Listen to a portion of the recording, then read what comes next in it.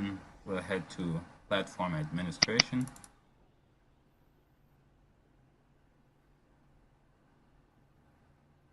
Then go down to Commission.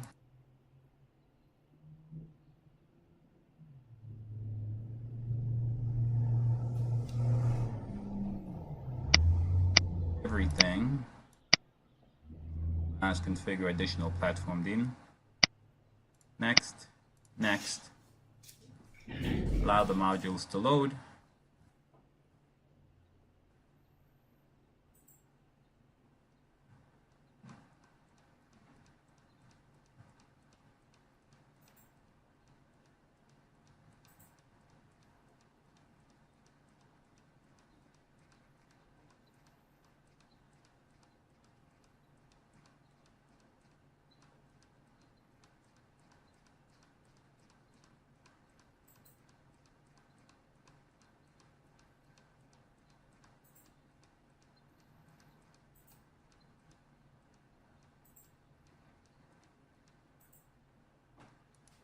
Let's fix graphics, fix HVAC,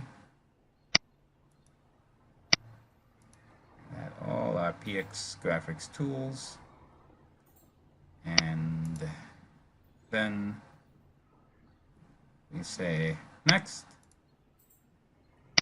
next, and allow it to load to our station. Now we'll be ready to edit our graphics once we have all the necessary tools for module added.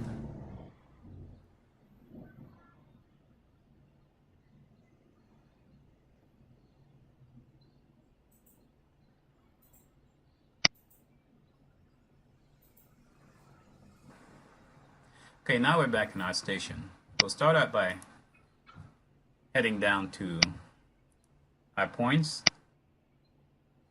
and our I/O module, and we'll start out by creating a PX view and we'll attach it to our module, or this is our I/O module which serves the unit, so figure it may be our unit. So we'll right click and we'll have views and scroll over to new views and say OK, and we will call this our unit, AC unit, and we say OK. Now here goes our PX view or our graphics. So just double click and edit the layout. Just make it a little bit bigger for me at least.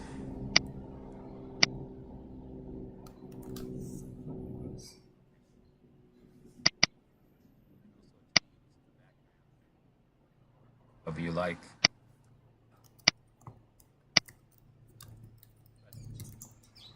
Our programming. So after we create the view, which is our graphics,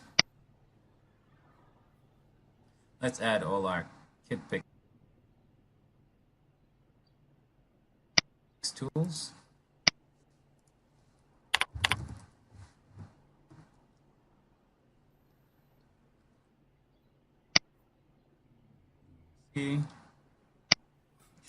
Added.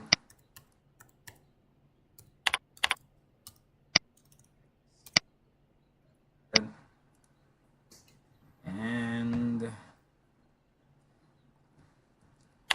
T It picks graphics, make sure that's added.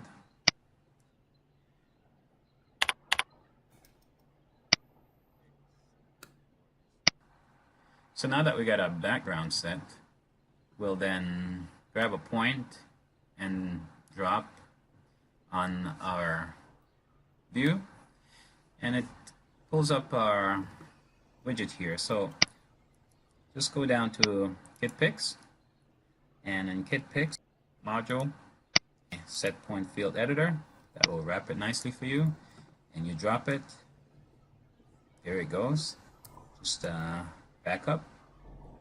You can take a better look at it. Now, when you want to make the graphics live, you simply head up to your little pencil here, and it will toggle back and forth and make the editor live. So you press on it, and that's the live view of the graphics. You press, and you're back into edit mode. So let's pull out. We're going to then go down and add a duct. So we'll go to KitPix N4 SVG, and they have some ductwork. Drop down on the ductwork, and they should be a straight ductwork, but we can have module onto long, pull, drop.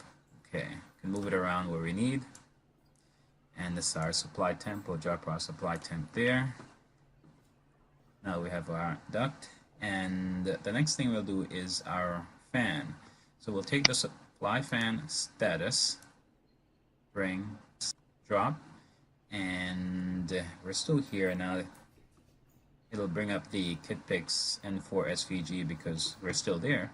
Then we just go to fans, drop down, and we want fan horizontal right, and press OK, and voila. You just pull our fan and drop it right into our ductwork right there. I do want to show you something that in the event that you decide to go into the palette and just go down to, let's find fan. The fan has to be linked to a point. So if you try just to pull the fan, say fan horizontal, and just try to pull blank, you'll see nothing. It's not linked to a point. So that's the reason why we pull the point and then link the fan. And then what we'll do is we'll bring our start stop unit start stop. Okay. Bring that over, and this we'll just bring over as a bound label, and we'll edit it as we bring it in. Now double click on it, and we'll just change the background. We're going to do a bit of our own edit on this one. This you can also do. You don't have to use your KitPix. So here we go. That's our fan enabled. Now whenever you want to make your graphics live, once again you simply select voila. Now since our fan is enabled, you'll see the circulation. Now you can right click, set, and disable, and then there go, your fan is off. You right click, set, and enable, voila, your fan starts running again.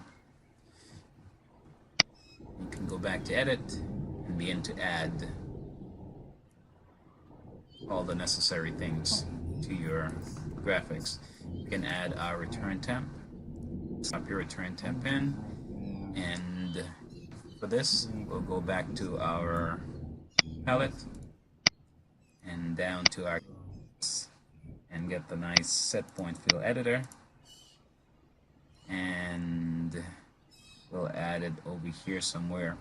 Actually our ductwork needs to change because this doesn't show how the return is coming in, but nevertheless we'll put it right here. Now it will display what you actually have, which is -13 because the sensor is not hooked up. And then you can make it live, and voila, we can see our action again moving along. And you can scroll down and continue to add everything to your graphics in the same way using the graphics tools that is provided. So after adding our I/O module, it's time to configure it, our sensors and so on. So your I/O on the tree, of course, will be in your station, and config drivers and NRIO network, and then you should see your IO that you have added. So you click on the drop down for your IO, then you will see your points. You can double click on your points and you can begin to configure them. For example, you double click on your first point, and this, of course, for us, is going to be supply temp.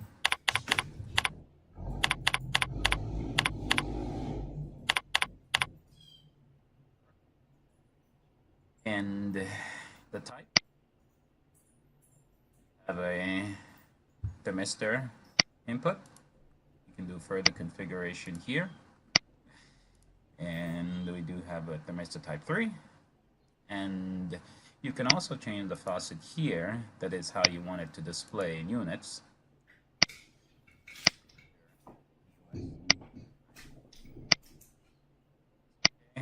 And OK. So that's our first sensor. It's reading. And to your tree, you can then drop down on points and see now you have added a point to your IO. So we'll continue. Double click on the second. The inputs are universal. So they can be temperature or open close. This would be a return temp.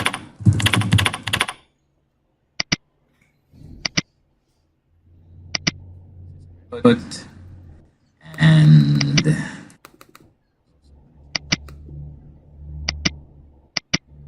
night. Okay. Okay. And okay. Our reading is off. Minus could be disconnected or different. Check that later. We know that's what it's supposed to be. That's a physical connection that we can double check. A third input. It's going to be our mixed air temp. Next.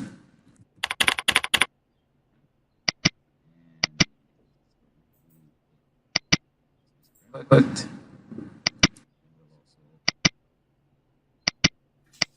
Right. Okay. Okay. And okay. Third input. And our fourth input is going to be cooling coil input. And our fourth input is going to be cooling coil input.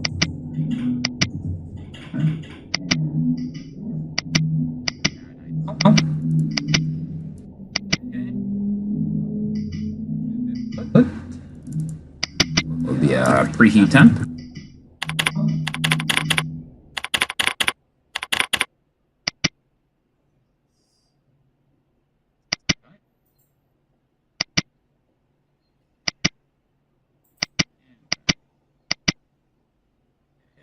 And okay. Of course, once the temperature is connected, that is sensitive to the physical input, then we'll see a reading. Not connected, then we'll have the negative reading that we're having here. But we'll connect that later. And after our preheat, now we have our next device. Now this is our supply static. And of course, voltage input. And okay, set that up later. Your next input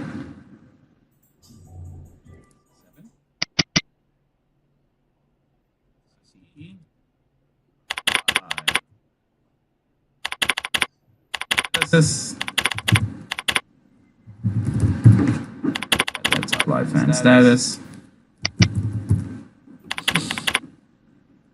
And it would be an open close, so it's a Boolean input type. And we don't change the faucet here because I don't like it to say true false. On, off, or enable and disable, something like that. So you can just change it. Let's say we want the fan to say on, off.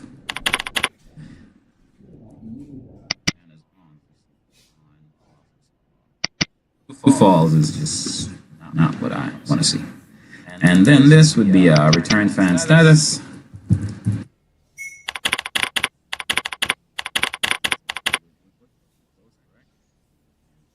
Well, just to see on and when off. That's what's going to be displayed. Okay. Those are our inputs so far. You scroll down,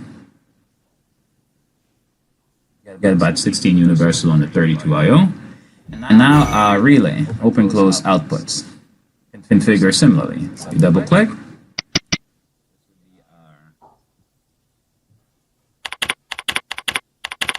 and start, stop.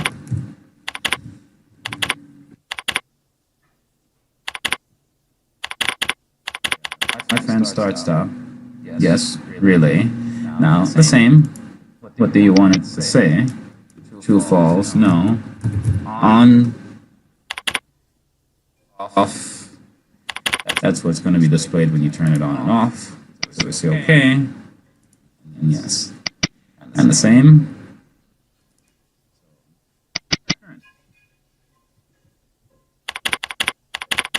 And then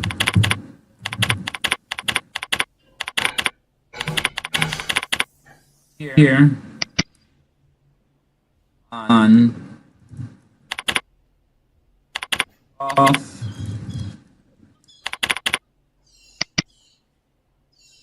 going. Our next would be our damper. It would be the same. Relay output. And here we want it's normally going to be closed.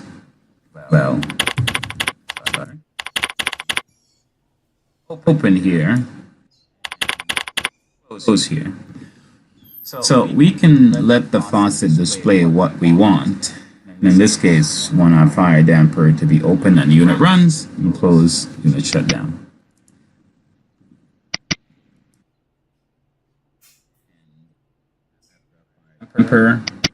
We'll have our VFD safety,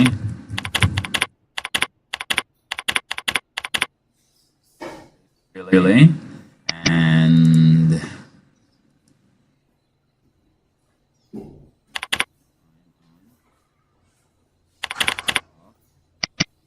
the VFD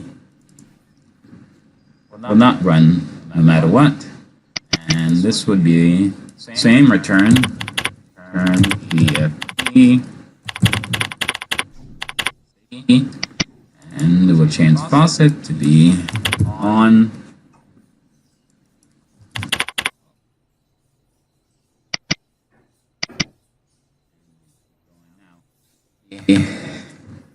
Next, those are the relays. Now let's go to our analog outputs.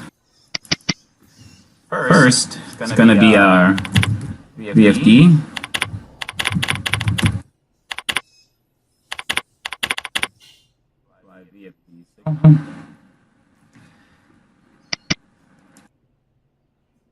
Next, our return.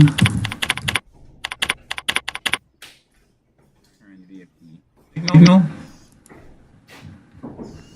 And the third, our amper signals. We have our inputs, outputs relays, and our analog signal configured. So when you head back over to your and it's on drop down, you will see all the points that you have just added.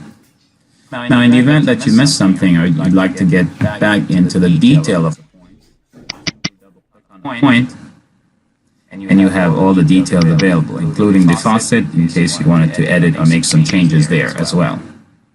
And it'll go the same for the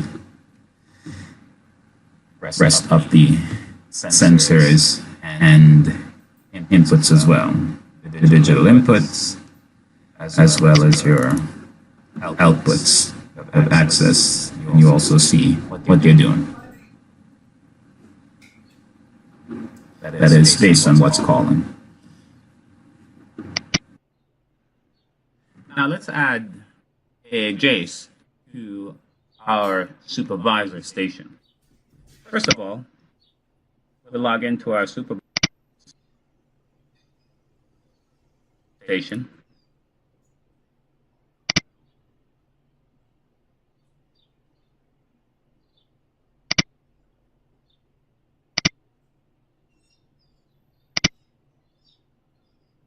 Then drop down to config drivers and then Niagara Network.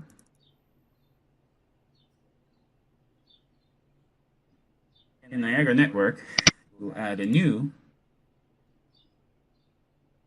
We're going to be adding a new Niagara Network here.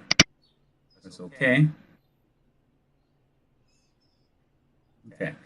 So first off, we'll need to know the name of our station. It has to be the exact name, and then all the other details. So let's go and log into our station that we're going to be adding, and then come back.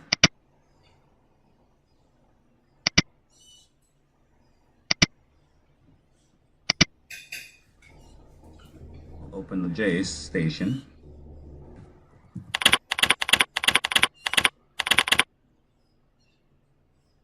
Here is the name of the station that we're going to use. Now we'll go back to our Niagara Network,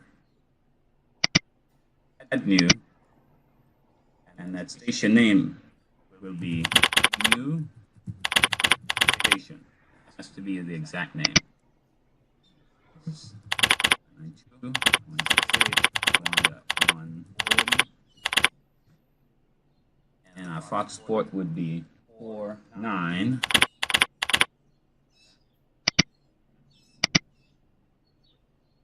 Now, the username and password has to be the admin or a admin for a super password.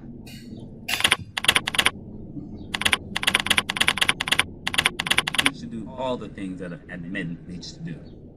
We need to enable this, and we press OK. So, what will happen? We'll see the help failed.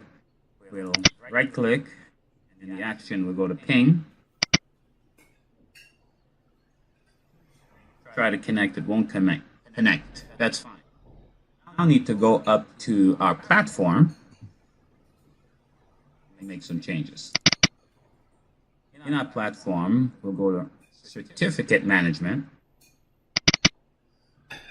and then to allow host, and we'll see that it is not allowing this particular JACE. So we'll right click, approve, yes. Once it's in green, you can head back to our Niagara Network, and we'll see that it's in yellow state. Right click, ping, and now it tells us that the status it has acknowledged. So now we've added it. Now if we drop down on our Niagara Network, we'll see our new station. We can now drop down on our new station and go to points, and now we can discover, of course, if there's any points, we can discover all the points and all the data that's in the new station. And now we can begin to build out our graphics and our BMS properly. We've just added this new station to our BMS and our supervisor station.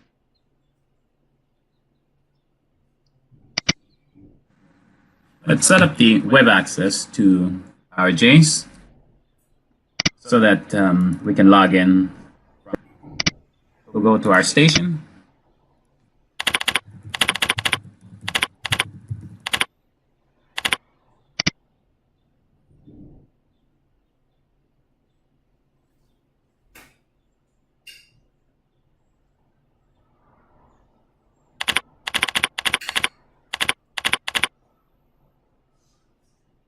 Then we'll drop onto our station, config, and scroll down to web services. Select. Mine is already enabled, but a new setup JS will not be, so you will simply enable it. You'll decide whether it's going to be HTTP or HTTPS. You can enable both, depend on what you need. Once enabled and you're ready to go, you'll select Save, and then you can test. You should be able to log into your JS or your station via the web. So let's do that. We'll open the browser and check.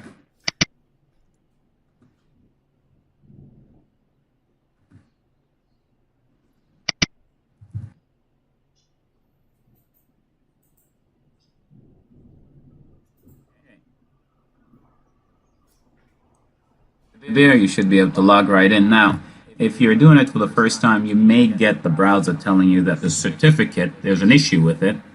Fine, it's just proceed. Go ahead. It's because of the Tritium signed certificate, which is okay.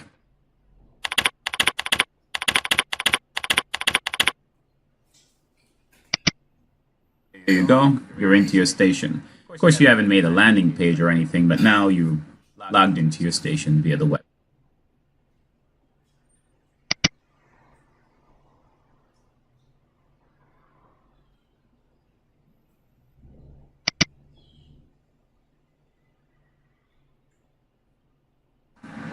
Before we create our graphics, we'll go ahead and add our graphics tools. Let's log into the platform and add all the modules that will be needed to create our graphics.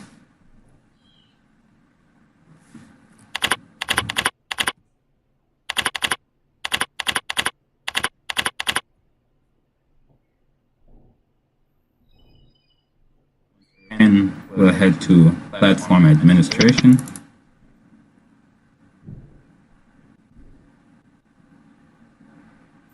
Then go down to Commission.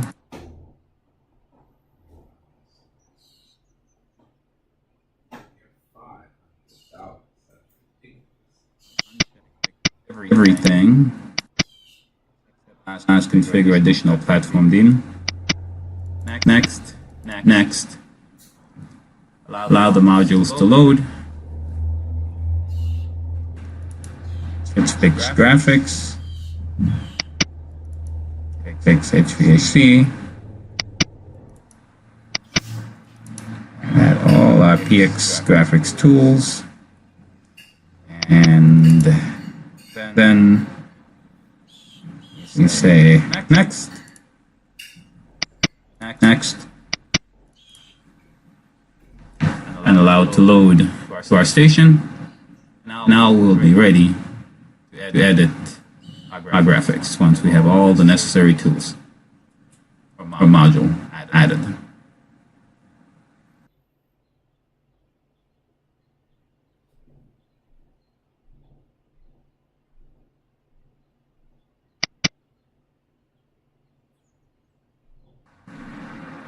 Okay, now we're back in our station. We'll start out by heading down to our points and our I/O module,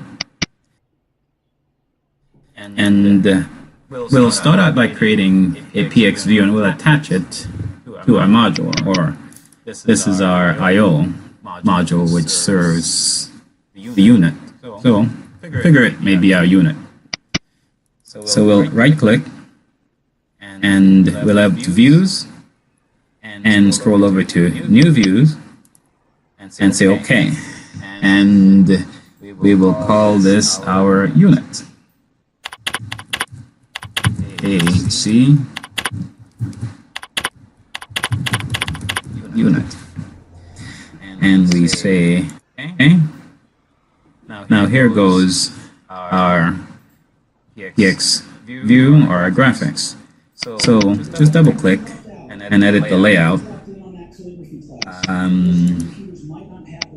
Make it a little bit bigger for me at least. It was very, very clear looking backwards 10 years later. Again, you can't connect the dots looking forward. Whatever you like. You can only connect them looking backwards. So you have to trust that the dots will somehow connect in your future. Our programming. So after we create the view, which is our graphics, because believing that the dots will connect down the road. Let's add all our kit pick Follow your heart, even when it leads you off the well-worn path. tools. And that will make all the difference.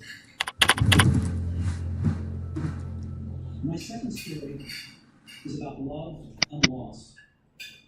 I was lucky. I found what I wanted to do early in life. Loss and I started out in my parents' garage when I was 20. We worked hard, and in 10 years, after growing from just And a $2 billion company with over 4,000 T. we just released our finest creation, the Nakenterprise. Kit fix graphics. Make sure that's added. And then I got fired. How can you get fired from a company you started? Well, So now that we got our background set, we'll then grab a point and drop on our view, and it pulls up our widget here. So just go down to Kit Picks, and in Kit Picks module, set point field editor. That will wrap it nicely for you, and you drop it. There it goes. Just back up. You can take a better look at it. Now, when you want to make the graphics live, you simply head up to your little pencil here, and it will toggle back and forth and make the editor live. So you press on it, and that's the live view of the graphics. You press, and you're back into edit mode. Let's pull out. We're gonna then go down and add a duck. So we'll go to Kit Picks N4 SVG, and they have some ductwork. Drop down on the ductwork, and there should be a straight ductwork that we can have module onto long, pull, drop. Okay, we can move it around where we need. And this is our supply temp. We'll drop our supply temp there. Now we have our duct, and the next thing we'll do is our fan. So we'll take the supply fan status, bring, drop, and we're still here now. It'll bring up the Kit Picks N4 SVG because we're still there. Then we just go to fans, drop down, and we want fan horizontal right, and press OK, and voila. You just pull our fan and drop it right into our ductwork right there. I do want to show you something that in the event that you decide to go into the palette and just go down to let's find fans. The fan has to be linked to a point. So if you try just to pull the fan, say fan horizontal, and just try to pull blank, you'll see nothing. It's not linked to a point. So that's the reason why we pull the point and then link the fan. And then what we'll do is we'll bring our start stop, unit start stop. Okay. Bring that over. And this, we'll just bring over as a bound label, and we'll edit it as we bring it in. Now double click on it. We'll just change the background. We're going to do a bit of our own edit on this one. This you can also do. You don't have to use your Kit Picks. So here we go. That's our fan enabled. Now whenever you want to make your graphics live, once again you simply select allow. Now since our fan is enabled, you'll see the circulation. Now you can right click, set, and disable. and then there go your fan is off. You right click, set, and enable. Voila, your fan starts running again. You can go back to edit and begin to add all the necessary things. Don't want to die to get there. And yet, death is the destination we all share. Let's configure our alarm extension. And that is, as it should be, We'll log into our station. very likely the single best invention of life. It's life's change agent. It cleans out the noise. Right now, the new is you. But someday, not too long from now, you will gradually become the old and be cleared away. Sorry to be so dramatic, but it's quite true. And Your time is to config so don't waste it living someone else's life. drivers, Don't be trapped by dogma, which is living with the results of other people's thinking. Don't let the noise of others' opinions drown out your own inner voice. And most important, have the courage to follow your heart and intuition. and then our points. So you know what you truly want to become. Our points. Everything else is secondary. We'll then go down to a palette, and if alarm is not already selected, we can just open our palette. I want to talk about purpose. We can head to extension. Give you the standard commencement about finding your purpose. We're going to put the alarm extension on our temperature, You've got to do that instinctively. our supply temperature. We will use this as a test. So you simply take the out of range alarm extension and drag it and drop it on your sensor. Then you will see it underneath, or if you drop down on your sensor, you will see out of range alarm. You can then double click and begin to configure the sensor. So let's set a high limit of say 70. Is that feeling that you are a part of something bigger than yourself? That you are needed, and that you have Then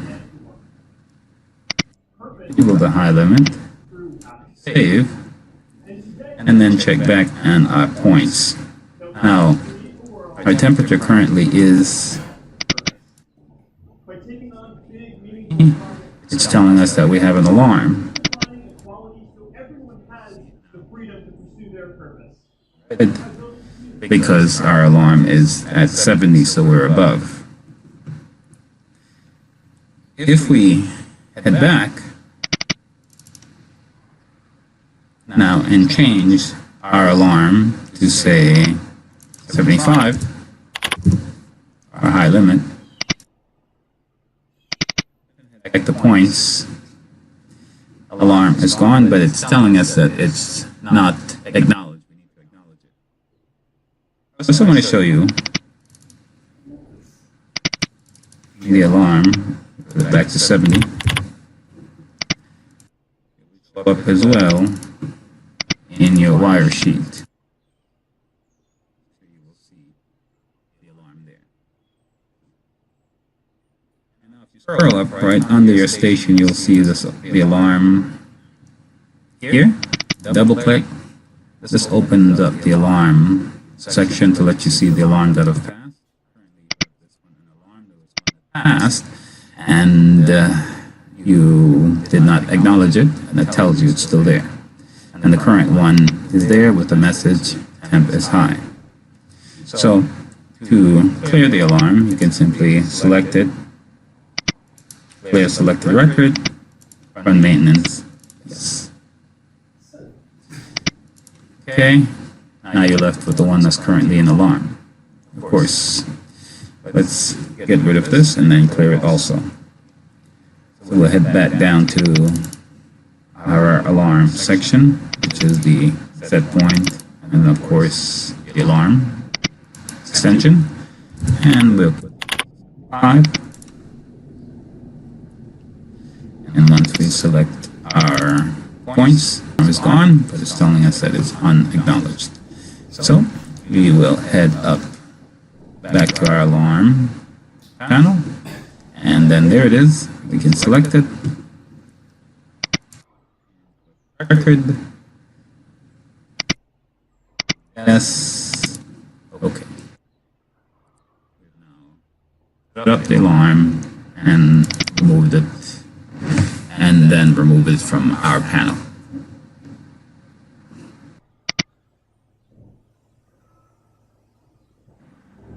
Now let's create an alarm console. We'll log into our station just so we can collect all our alarms and reset as we see.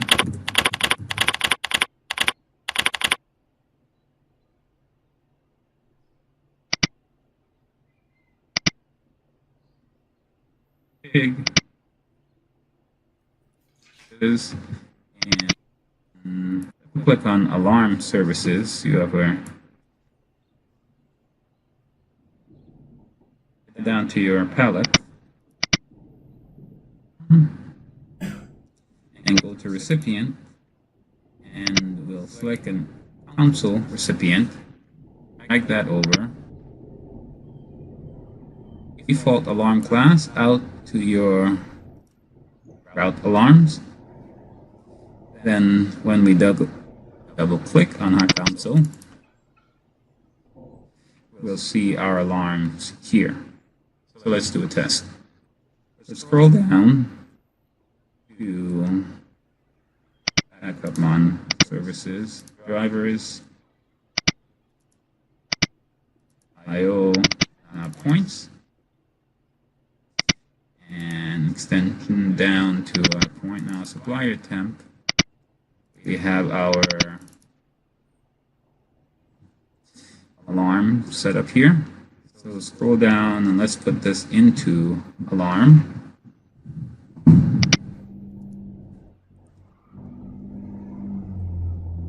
Let's set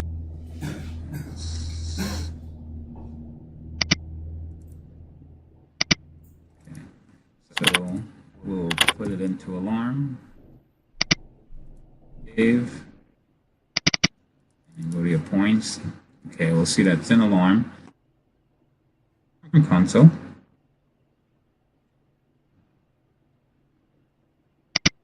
Services, alarm services, double click. Click console. You get your alarm with the annoying sound. You can click silence, and once the alarm is gone, we'll head back down to our temperature set point, alarm, and let's take it out of alarm.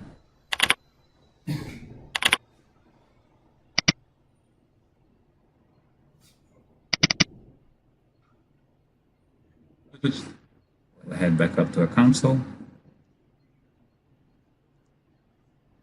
And alarm service.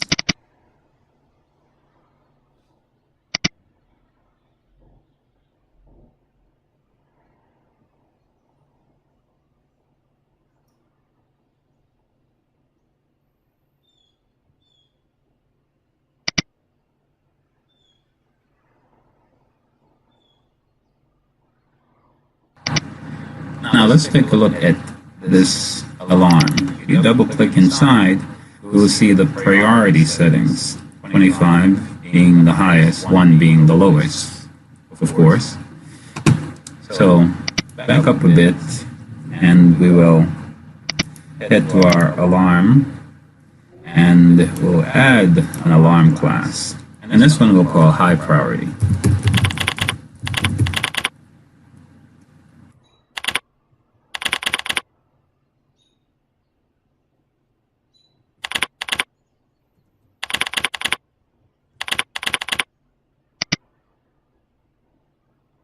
Let's set.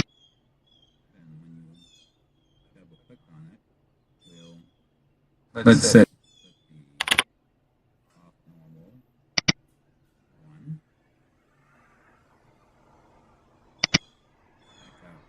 Let's set. And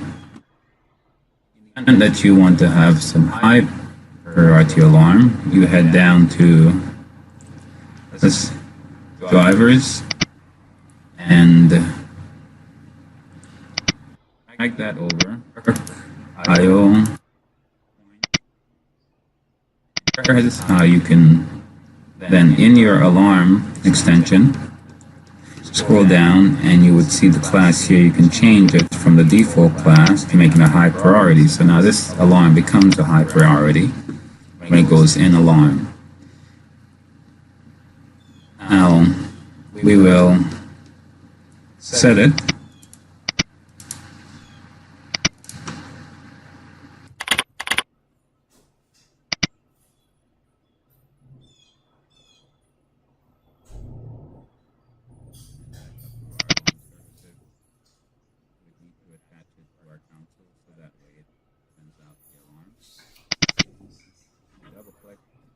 Notice that the priority of the alarm is 1, as opposed to before it was 255, because it came from the basic priority.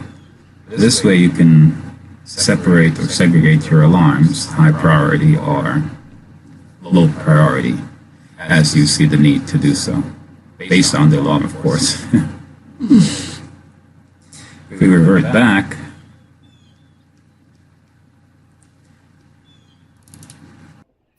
Google the high limit to take it out of alarm.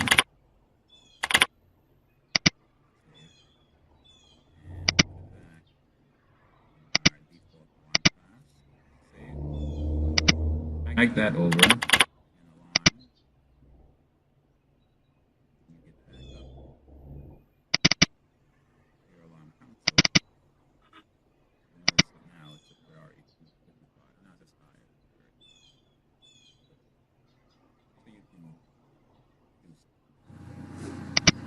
I would like to talk about something that that happens in the field, and I want to address it.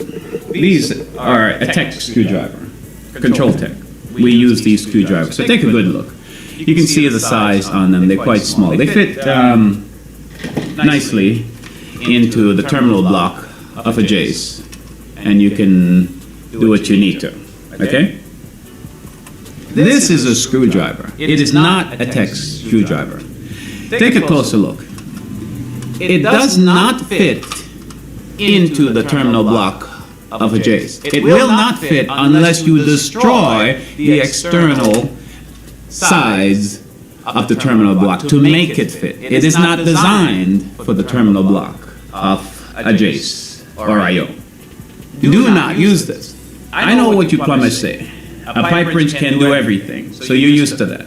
Or the AC guys. Okay, what we do as an AC guy is we use a channel lock as an adjustable. But what happens? Eventually we ruin every screw we get our hands on. You use the wrong tool, you destroy stuff. You said, look, I don't have time to go get one. Because you can get one. You can get one at AppCo, TwinCo, BlastCo, or any co you can find. You can go and ask for a techie screwdriver and they'll give you one and you can just come back. If you only have this, and you don't have a techie screwdriver, then obviously you're not a control tech. It tells me you don't know what you're doing. And you're not going to be able to fix it anyway. Now, in worst case scenario, I know you guys like to jump out stuff, disconnect stuff. If you need to disconnect, realize that these terminal blocks do come out. I don't have a problem if you take out the terminal block of the 16 or the 34 IO. It's fine. You can take it out and just, re-put it. That's fine. I have a problem with you destroying it. You're only going to break it, because once you destroy this terminal block, they don't come. They come with a device, which means I have to take one from another device. So when you destroy the terminal block, I can't fix it anyway. I have to go get another one, destroy another unit to get a terminal block to do this. So don't make things worse. Either go get the proper tool, a techie, to get in to the RIO, or leave it alone. Or if you need to, here you go, just simply disconnect the entire, and you're good to go. Lastly, I know that the Jace is easy to work with, and the RIOs are great to work with, and everybody's installing a Jace. There's control company using the Jace, there's HVAC company using the Jace, there's other people using the Jace. It's easy, and they want to use it. However, this terminal block, take a look, close look. You see the size of the holes here? It is not designed for a number 10 wire, or two number 10 wire. This is controls. to get the right wire. And when you do get the right wire, please, it's okay, a 24-volt wire, it's okay for you to use 2-finger foot-pound in connecting. You don't have to use horsepower in connecting. Because what happens is, if you over-tighten, you'll destroy here. Once you destroy this, the screw bolt, I have to change the entire terminal block. So just do yourself a favor. Get the right size wire, control wire. It's for 24 volts anyway, it's low voltage that you're running through here. And once tightening it to a normal 2-finger, 3-finger type tighten. It's not a horsepower, foot-pound tighten where you have to destroy the connection. So just a couple of tips to make my job easy and your life easier, because if I can't fix it and I have to take another piece from another terminal block, I'm going to charge you for the entire unit. So just so you understand and we have an understanding as we're going our way. Use the right tool in working on the Jace. Use a techie screwdriver so you don't destroy it. If you don't have a techie screwdriver and you think you have to use what you have, a normal screwdriver, realize that you don't know what you're doing anyway, so you're not going to be able to fix it. The worst you're going to do is destroy it. Make my job harder. If my job is harder, your job is harder, because I won't be able to fix it for you. And lastly, when connecting, please try to use control wire. This is a control device, 24 volts, low voltage wire, not number 10 wires, high voltage wire. This is not designed for that. And when tightening down normal. 3-finger foot-pound, not horsepower tighten where you have to destroy the connection. Okay, cool. Now we're seeing eye to eye. We're good.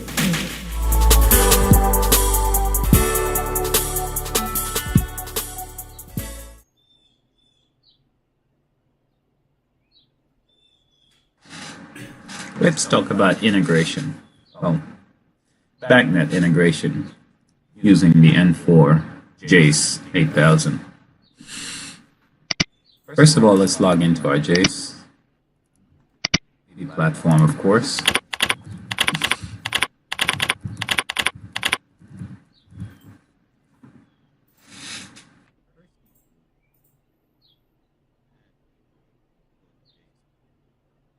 Use the backnet device.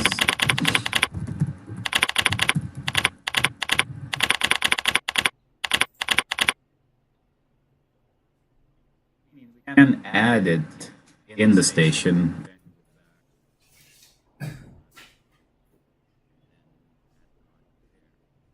The ideal way to do it when commissioning the Jace is to make sure we've added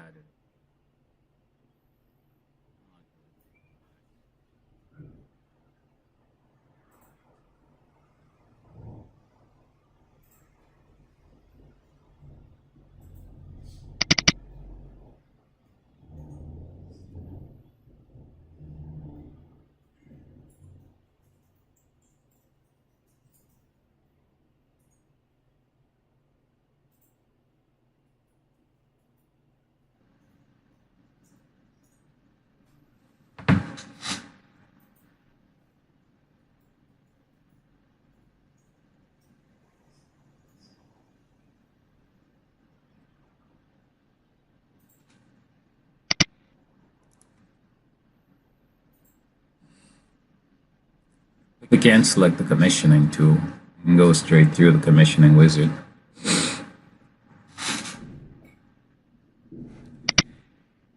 If it's already commissioned, uncheck what's not needed. And basically we're going to be adding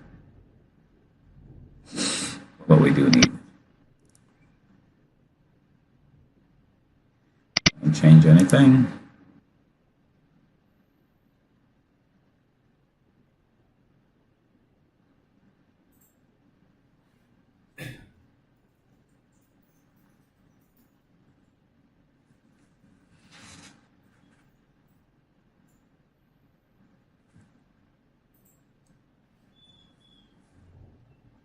It may take some time depending on how much module is searching through.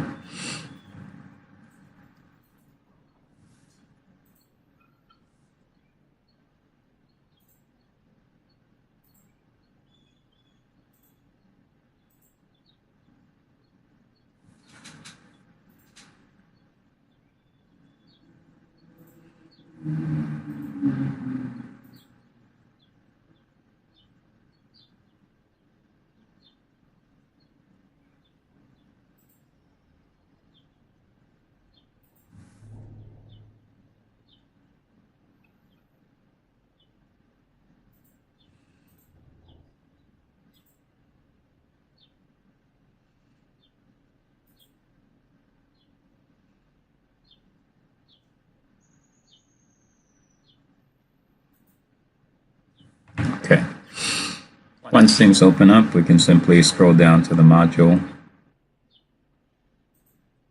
looking for the BACnet device that we need, or the BACnet module that we need.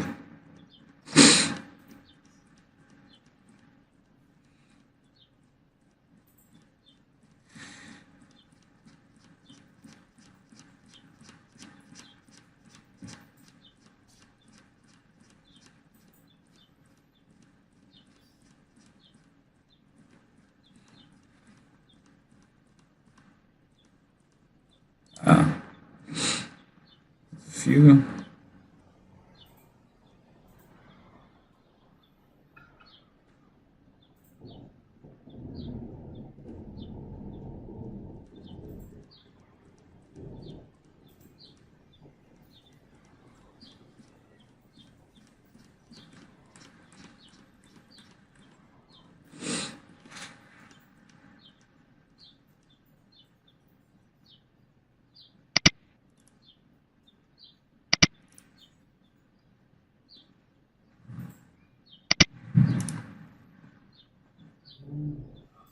Okay.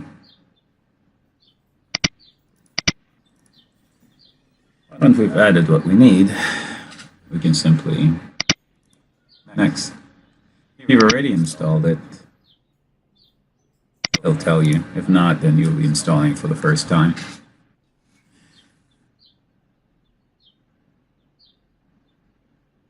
Now that we have the BACnet module, we can then go ahead and to the station, add what we need, and begin to integrate and discover the BACnet device. Okay. Now let's open the station.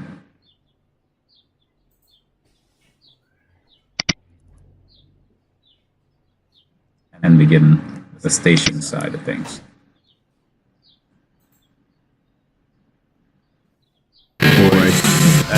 That's two, and the third one is there. So we're going to be setting them up very soon. It's our control panel. There you go. Exchanges and our lines above.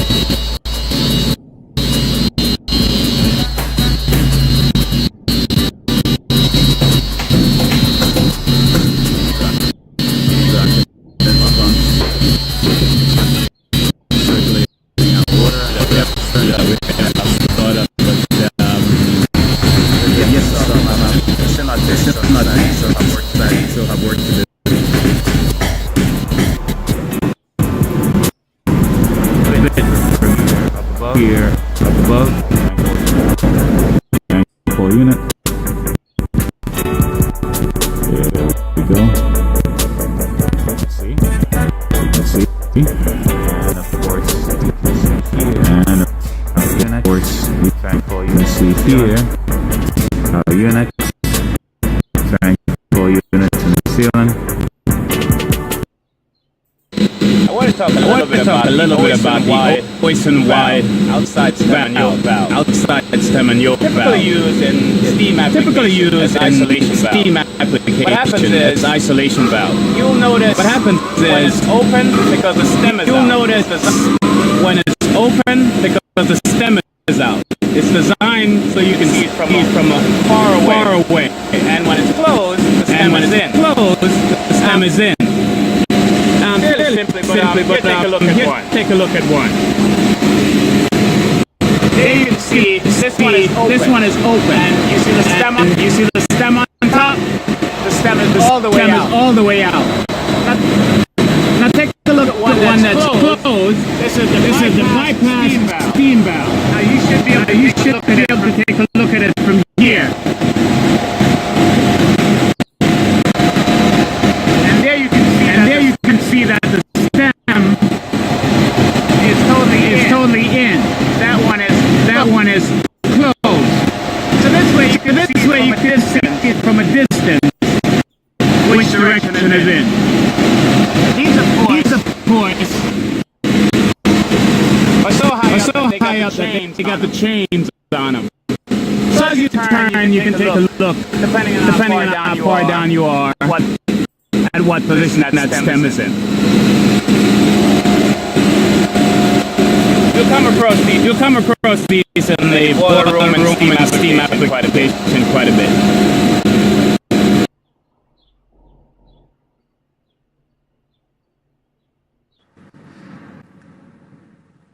BACnet MSTP integration using Tritium N4. First step is to log into our platform of the station.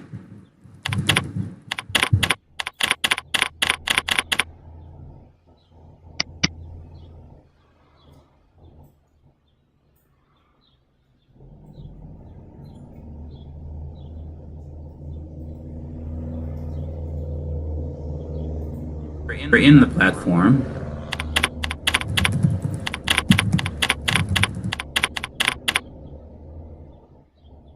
And we will need to add the modules to the station. So we go to Platform Administration.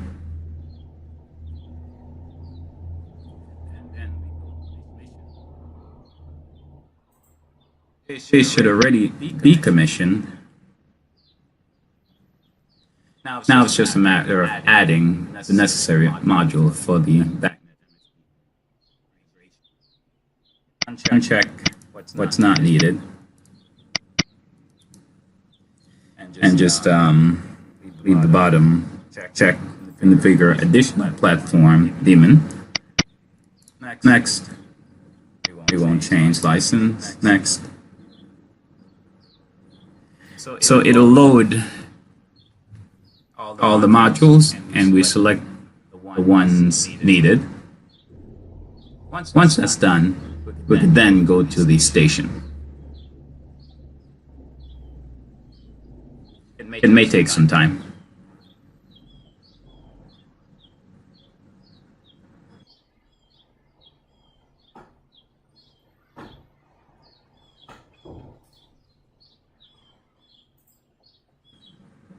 Okay. Once loaded,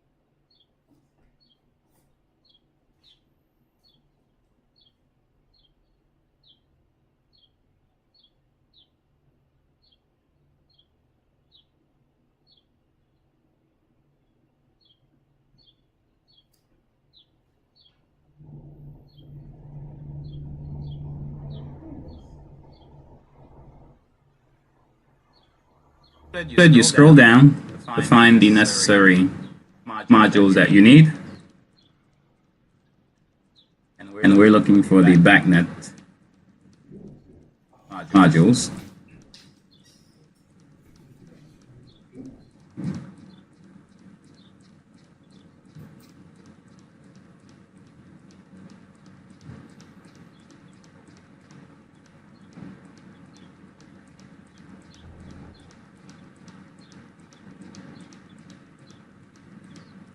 Okay, so here we go. Just add all the ones.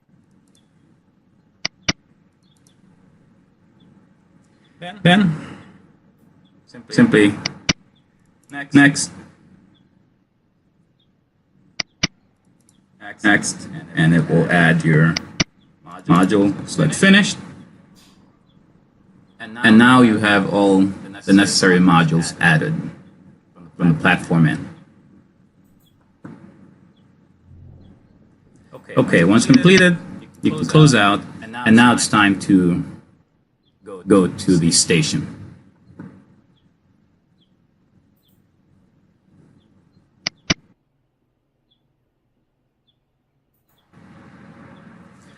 The next step in BACnet MSTP integration with N4 is to log into our station.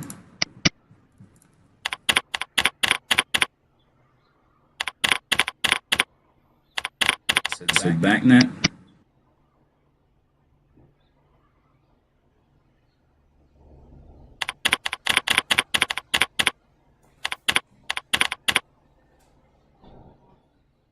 We've logged into the station. We'll drop down to config, drivers, and at this point there is no drivers, so we'll need to add the BACnet drivers. Head down to your palette, search,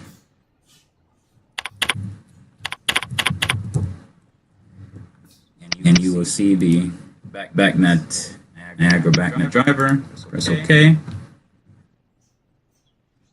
Okay, so we're going to need to add the BACnet network. Just pull it and drop it on drivers. Do not rename it. Leave it as is. Now we have BACnet network. Drop down.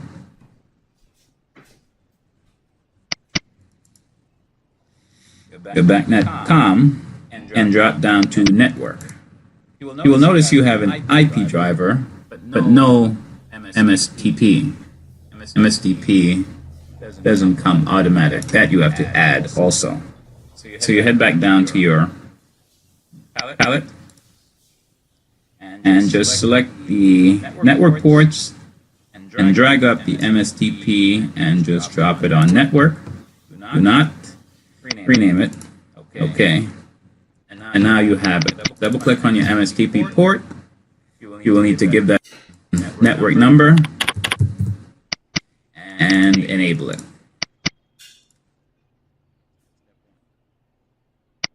Also need to know what speed your BACnet network is on. If you set it up, you should know. Otherwise, you can just go through all the speeds and then see.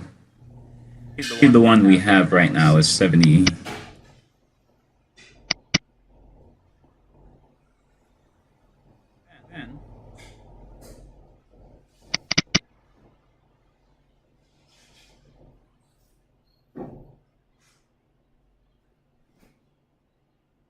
Up to your local device, you will see that it says a status of fault.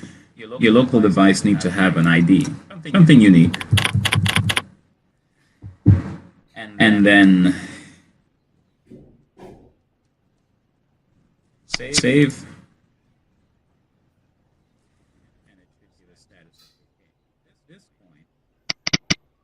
BACnet network should give you the access to discover. I'll show you this. Just go back to your local device. Say you didn't do anything. You leave it as is. When you went to your BACnet network, you'll notice you wouldn't be able to discover.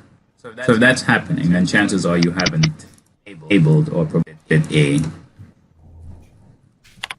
address to your local device. Once that's done,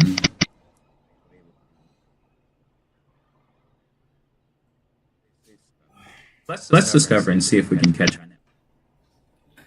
network. Hey.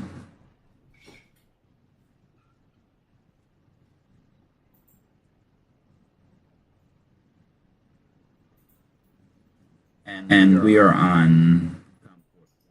Here we go. We have found our device. So we select our device, you can double click or select add. Once selected, you can just BACnet device, rename it,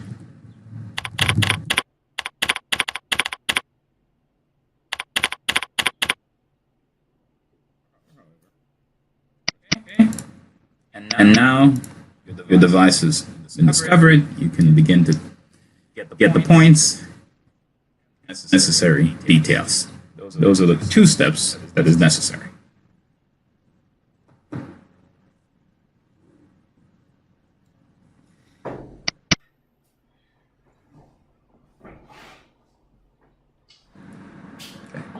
Now, to create our new station, we'll head over to Tools, New Station, and the station template will be New Controller Station, and we'll call it New Station.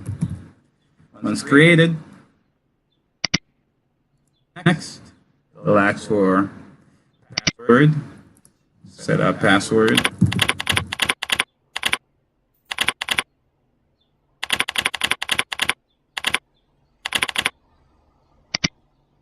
Finish. It opens. That's not a problem. However, let's go back to our platform, because now we're going to take it from where it is and add it to our station. So to do that, we'll go to Station Copier. In Station Copier, very important, we'll see it here, New Station, and we can take it, once selected, we can then copy it to our station. Right now it's on our computer, so we're going to take it to our station. Now this is very important to see, because if we do the reverse, we'll be backing up that station. So at this point, let's do that. Let's take the original station that's there on that Jace and just copy it, which is like a backup copy of it, to our computer. Then we'll take the new station, put it on our Jace. And of course, the Jace can only take 1 station, so it will override the station that's there. So make sure you're going in the proper direction. If you intend to back up, make sure it's backing up, and you're not installing a new Jace overriding the other. That is a new station overriding what's already there. Alright, so actually, do you want to change the name? Alright, so we can change the name or leave it as is.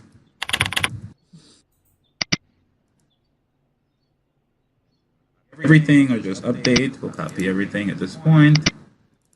Just select close.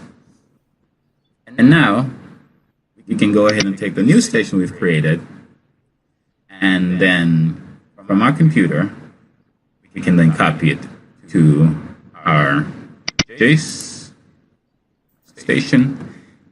You can leave the name the same or change it. Next. It'll warn you, you already have a station there. Do you want to override it? Because that's what will happen. It'll delete the other station. Yes. You want to start afterwards. Auto start every time. Yes, if your Jace is going to be live, that's important. And then it'll tell you begin, finish, and now it's installing this new station on your Jace.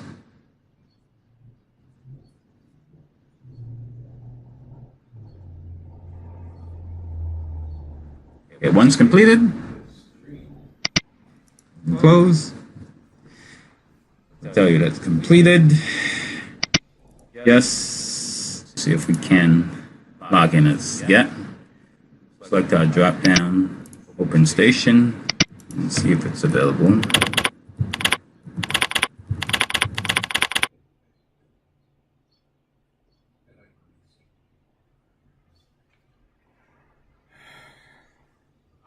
Okay, so it's available.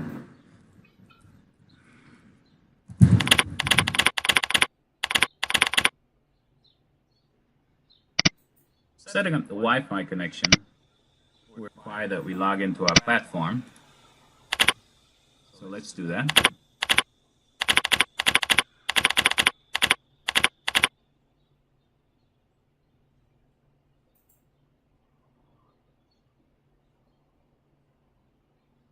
We're in, and we can go to our settings.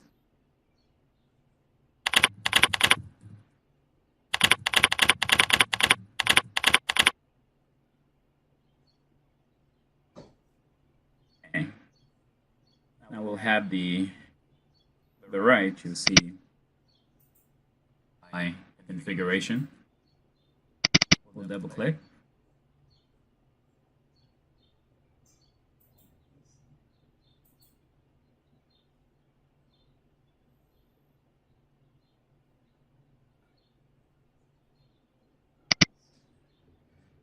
On the top of the Wi-Fi configuration, we will enable Wi-Fi setup. Below you see the Wi-Fi switch position. This responds to our Jace. For example, if I turn it off on the Jace, then it shows off, and the bottom, which is client, shows client. However, we leave it to the top on the Jace, which is access point. So it has to be turned on the Jace as well for it to be set up and work properly. We'll then scroll down to access point, and my Wi-Fi setup is going to be web access setup, and then we'll put in a pass key. After that's done, we can just save things. Now, when we connect via Wi-Fi, we'd first have to go and connect on that particular Wi-Fi, which is going to be web access setup, and then we'll be logging in using this IP address, the 192.168.1.1.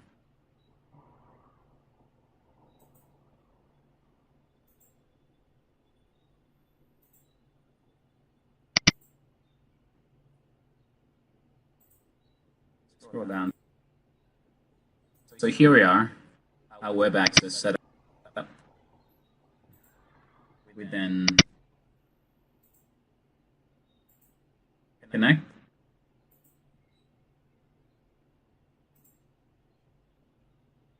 I already input the password, so search for it and then connect. Once connected, we'll be able to log on to the Jace via Wi-Fi.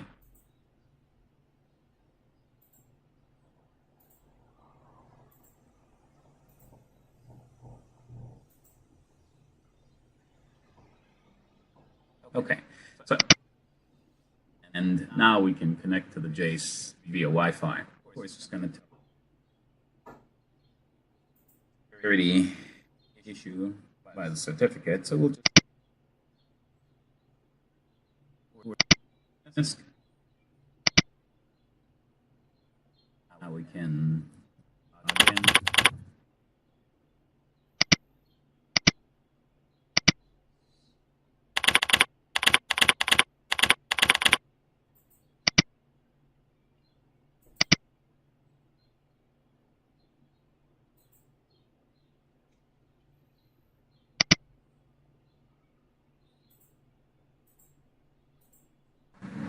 After connecting the physical IOs, the 16 or the 34, for our example we were using 34, to the Jace, then we need to go to our platform to add the necessary drivers.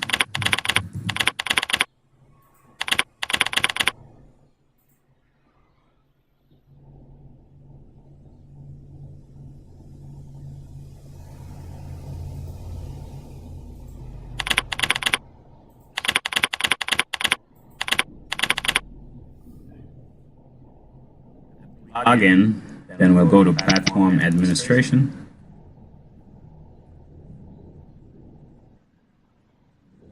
And we'll go to commission.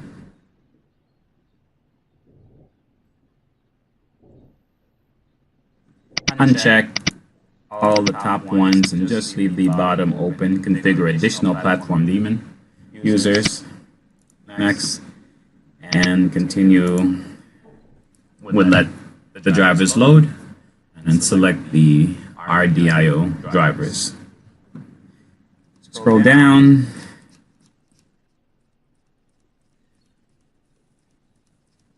We're looking for the NRIO drivers.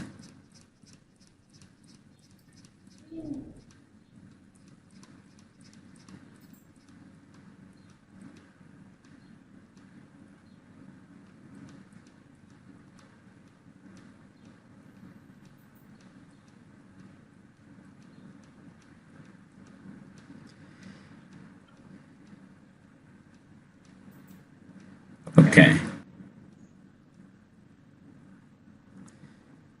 So we have 1, 2, and 3. We'll just check all. Once we find them, select next, and next, and then finish to allow them to be installed in our controller. Great. Once completed, now let's log into our station and configure the drivers and add our I/O.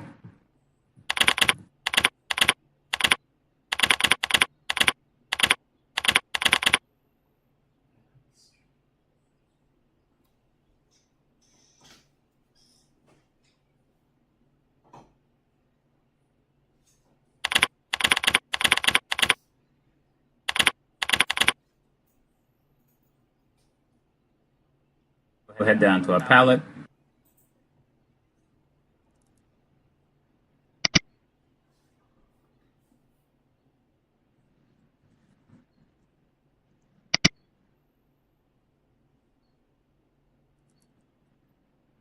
Head down.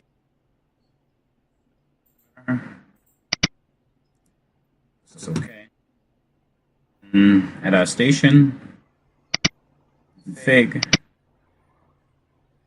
drivers,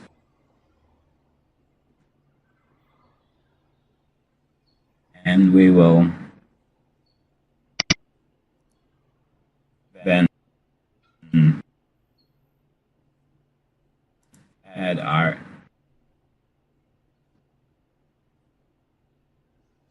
N or I/O network. No need to change the name. Okay, and we can double click on our network, and now we can discover. So, should be able to discover our device that is connected to our case. There we go. You can double click, and here you go. We got 134 I/O that's connected. You can rename it.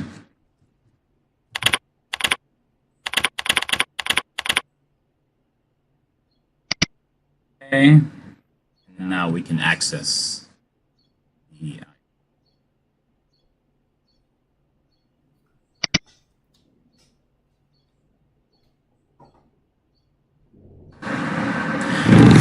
Now that we have our I/O in place, it's time to begin programming. So we will double click on our I/O and then head up to our platform because we need to add the kit control module before we start programming.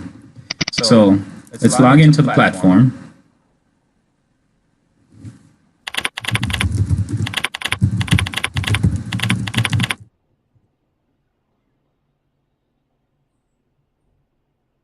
And we'll head over to our platform administration.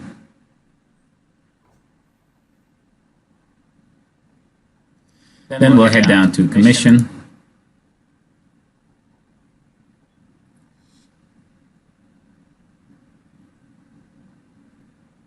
We'll uncheck everything except configure additional platform daemon. Say next. Next.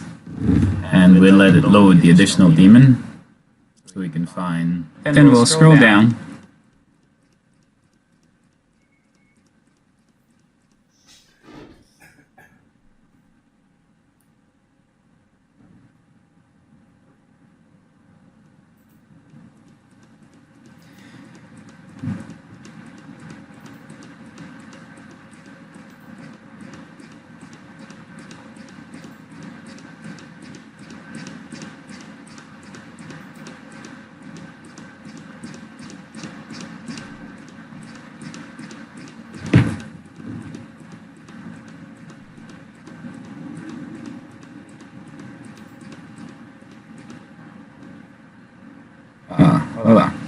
Then we'll check kit control.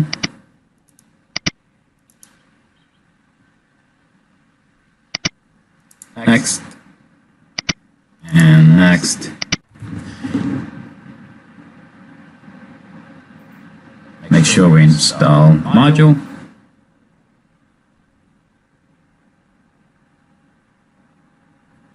Okay, once completed, we'll close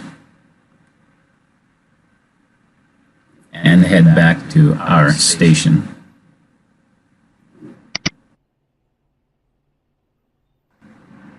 After we have added the module, the kit control module, we can go back to our station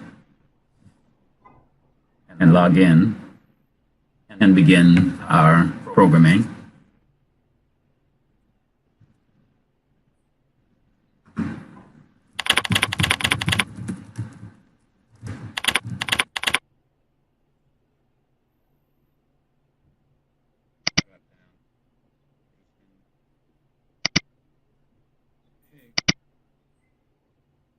Drivers,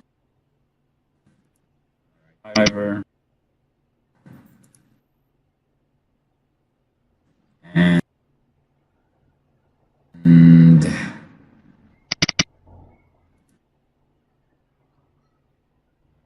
nice. Then we'll head down to the palette, open, and okay, this is our kit control library. Is this okay? Okay, so we have our kit control. We will then go to our points, open our points, and to the top right hand corner, be able to go to our wire sheet. And on our wire sheet, we'll see all our points that we have added. Grab them, move them around wherever we like. Now, to begin programming, we can get what we need from our kit control.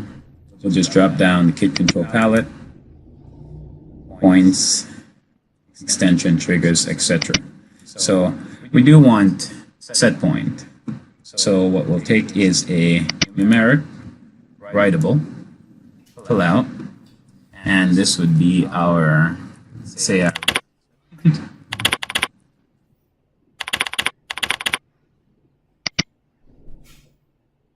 this becomes our set point. We can write to it as we need, and we'll set a standard set point in there right now.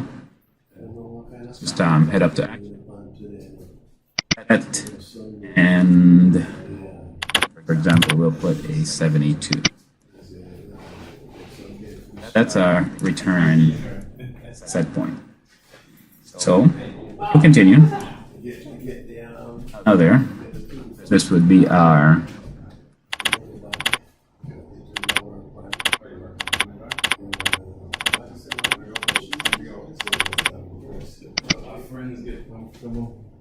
the squirrel? Said the squirrel gonna move in, no?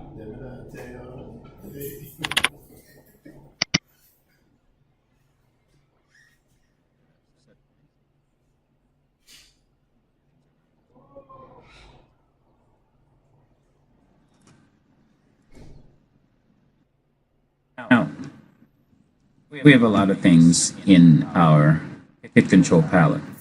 When we scroll down, we have HVAC. In the event that we may need a loop, out our loop, and say this is our discharge here at temp. Loop.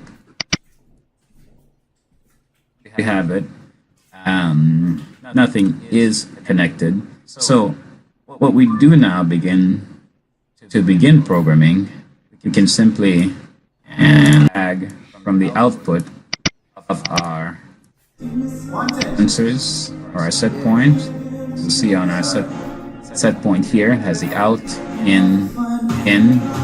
Now from the output side, you see your arrow changes. From the input side, you see your arrow. Go in that direction, output goes in the other direction. You can simply click here, drag out, and drop on the device. Now, a loop, of course, collects several things: enable, control variables, set points, and so on. In this case, we'll click cancel, and then we'll take our discharger attempt, and we'll make this loop control our discharge here. That would be our set point of 55. And then we'll go to our discharge air temperature, which would be, it would be, yes, okay. So our supply temp, I'm looking for. So we'll grab our supply temp out, drop, and this would be our control variable. So now the loop is now looking at our supply temp, and set point is where we set it. So similar to any other loop. Then we can go in, double click on our loop, and begin to configure it and add our proportional constant and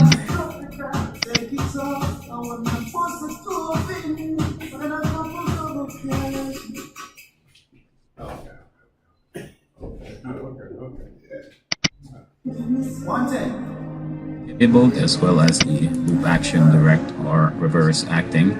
We can set all that up here internally. Once we're done, we simply put save. Another important thing about the loop, and we can just click back to head back to our wire sheet, is that the loop will need to be enabled. So we then, depending on how we're writing our program, we could write it in many ways. And let's move these over here to give ourselves some space. Okay, so now the loop also needs to be enabled. So we'll make an example. We'll take the set point that we have here for the discharge, and if we duplicate it, we'll make a return.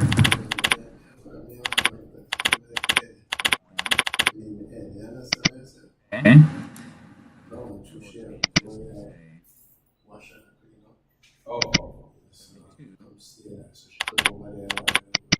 Oh, she doesn't know that you're working with that. No, she don't. And we'll head down to our kit control.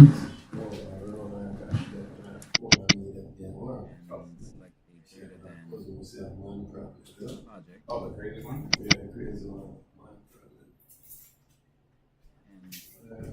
Do not have any reading for the return air set point, but if we did, we'd use that. So for this example, just this example, we'll take from the supplier, and when that is greater than our set point, our loop, well, it should enable this output to be true. And what we'll do is we'll just add a timer so it doesn't bounce back and forth. Add into our timer, make it about a minute. So it has to be greater than the set point for about a minute before it does anything. So we'll go in to our timer and out from our timer. Oops. Out from our timer, we then drop right on the bottom the white of our loop, give us the option and loop enable. So that way our discharge loop, and this would be, for this example, we'll have it be our, we'll rename it, it's going to be our discharge cooling loop.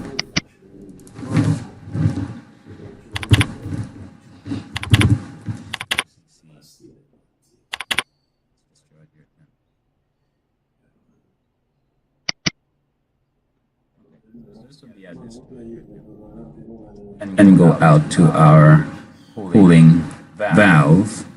So we'll just scroll down here,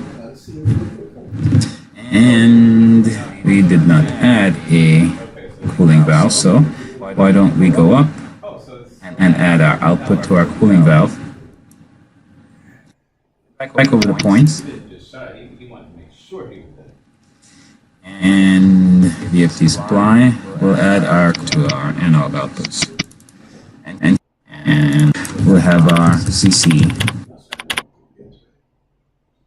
don't think anyone will do something like this trying to get I think at that point, you're going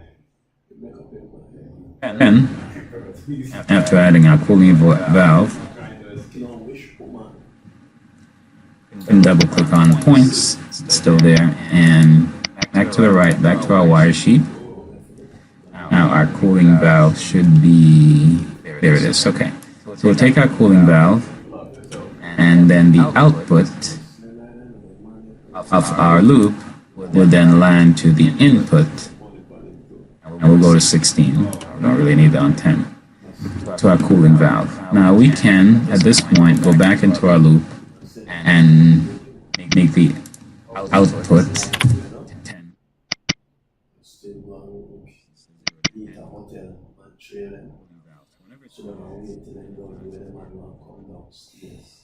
Basic loop, and this won't happen unless the return set point.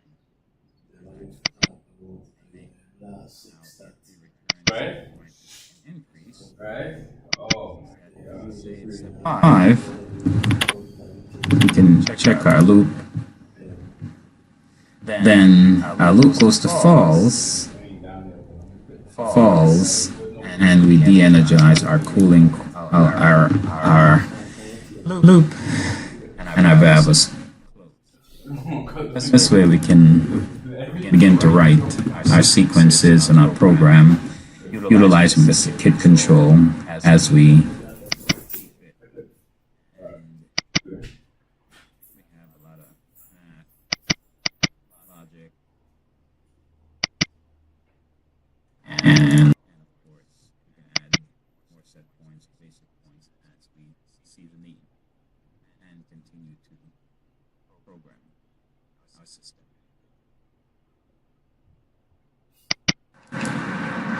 Now, what we'll do is we'll add a text block just to identify things as we're going along. And this one will say temperature.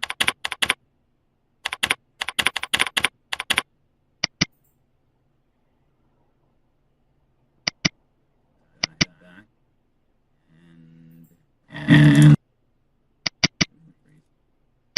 size a bit, 24 or so. Okay. We'll keep our temperatures here. Then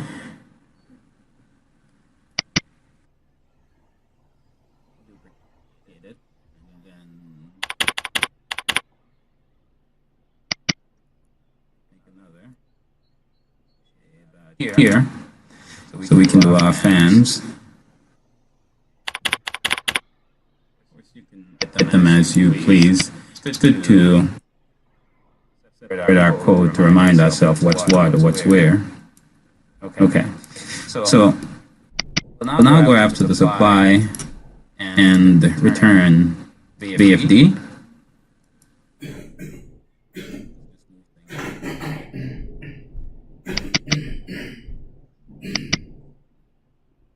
And as we go.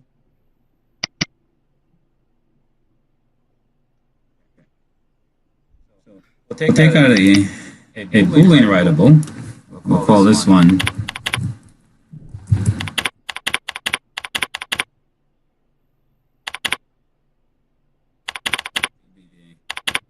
set stop. Click inside and we'll change the faucet to enable and disable. We'll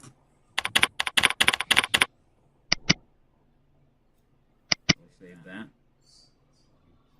Back out. And what you want is, and so when we turn our unit on, the out, and fan status, okay, down, need the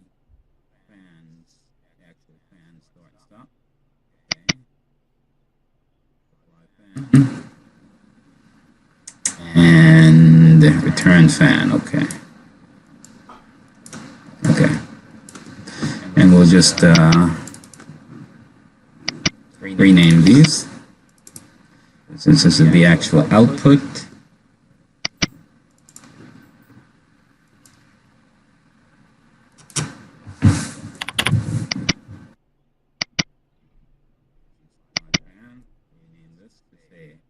And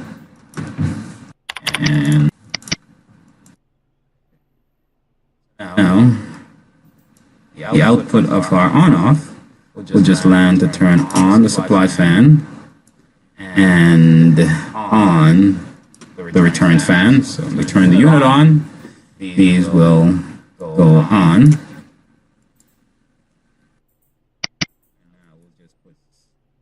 Action set, and let's enable that. Okay, once enabled, both our fans are on.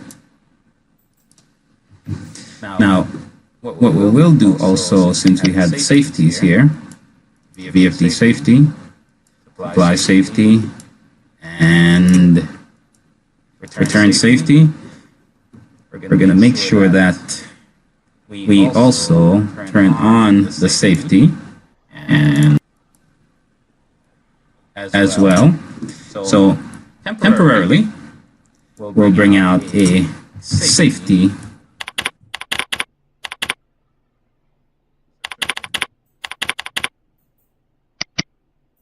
what we'll do is we'll take the safety circuit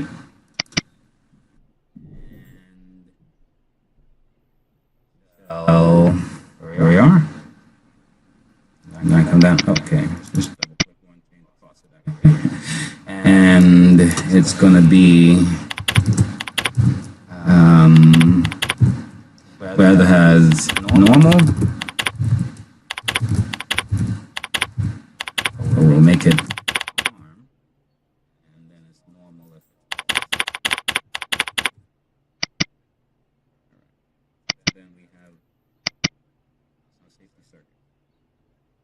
So then we'll go down to an AND. Let's get our logic and an AND.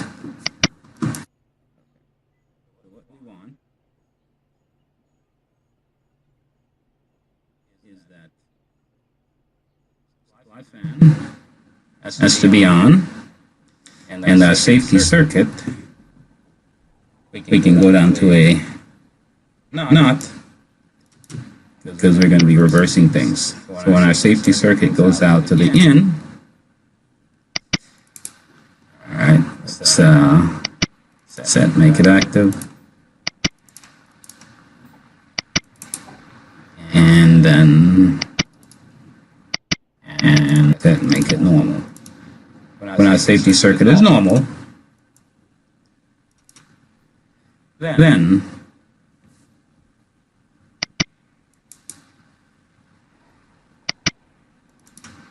you can just delete any links that you made if you didn't want it. Then we shall turn on our supply fan and delete. Then we can go to our return fan. So we have this safety circuit here and protecting us. Then in conjunction with that,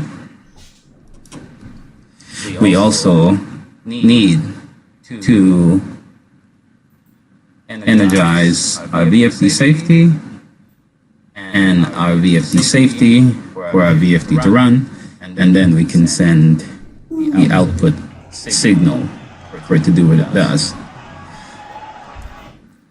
Now we check our fan status. They're both on because now our VFD is actually turned on at its minimum. And we have our fan start circuit and our temperature, and as things are going along. So the money is being spent on. Let's commission Jays. First of all, we'll need to log into the platform with our basic IP address.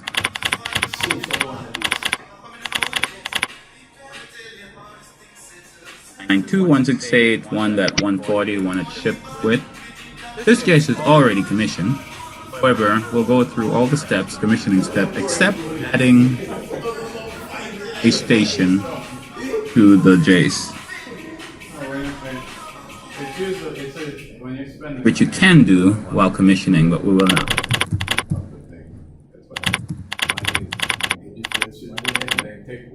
In addition to that, the Jace, when new, comes with the basic password and username that has been changed.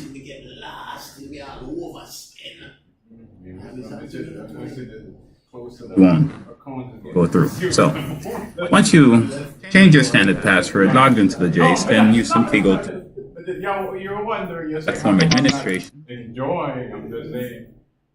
The more I hear it, the more sweet it is, the more I know that the account is going to. And once that loads, you head down to commissioning. It gives you the option to commission your Jace. Do you know where we are? Once that pulls up, we get the basic checkpoint selection to set the enabled runtime profile, install the station from local computer. This we won't do now because later we'll have to create a station, and then once we create the station, we'll install it. You can always do that later. We won't do the language thing. It actually, if you'd like to upgrade the core software depending on what's on your computer, sure, why not? Don't worry about the syncing thing. Configure TCP/IP network. We'll go there too, because that you might want to set up to your specific network when you are commissioning the Jace. And then configure paraphrase. We will check that. You will need to do that when you're commissioning the Jace. The Jace need to have its own paraphrase protection password. And lastly, configure additional platform daemon. You may be using the Jace for a specific thing, so you need to pull out those particular modules that you're going to need. So once these are checked, simply press next, and it walks you through. First of all, if you do not have a license, you can search for it on the server once your computer is logged in. If you purchase your Jace properly, it should be on the server of Tritium, and then it'll find it, install it. Once you've installed it already, it says it's already there, so you don't need to change it. At this Jace, we won't. But in commissioning a Jace, you'll check here, so you can search it and find it. Or if you had it on your computer, you'll be able to install it manually. We'll continue. And in the enable runtime profile, you can check what you need to be installed, so you'll be able to configure your Jace accordingly. We have module jar having lightweight HTML, and we also have workbench or workbench applets. So this way we'll have those available and access to us. And generally those two I would recommend, depending. So, but next,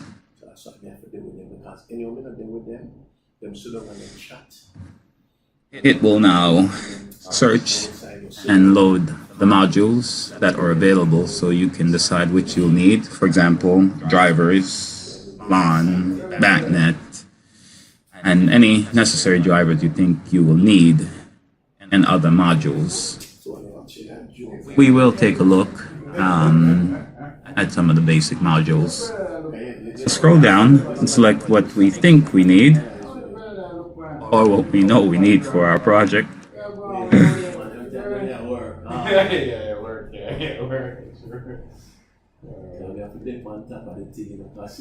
Tons. A lot that you may not need for a particular project. So you will need to know what this project is designed for. No, the one that took the crazy one. If you scroll down to this point, if you're using Modbus, we'll have the drivers available here. We'll head down to BACnet drivers.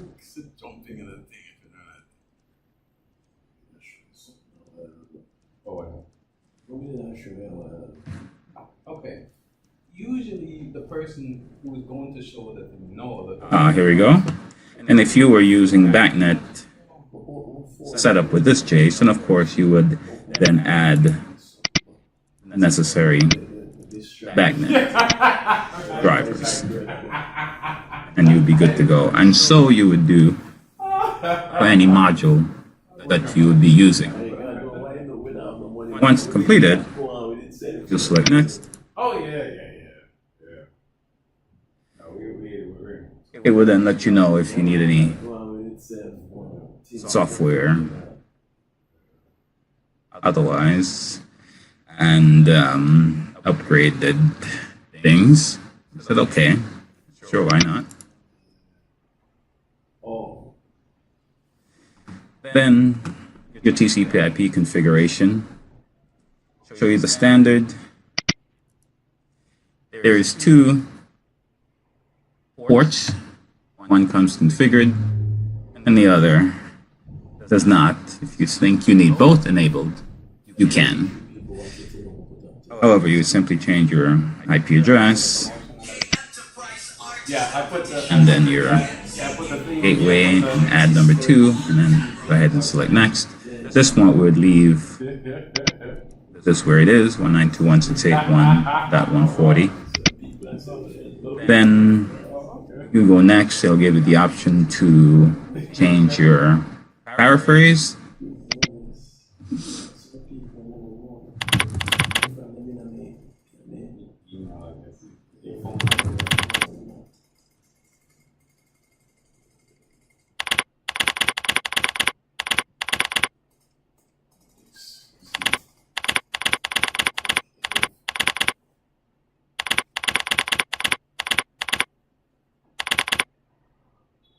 We're changing because there's already one in there. But of course, if you were doing it from scratch,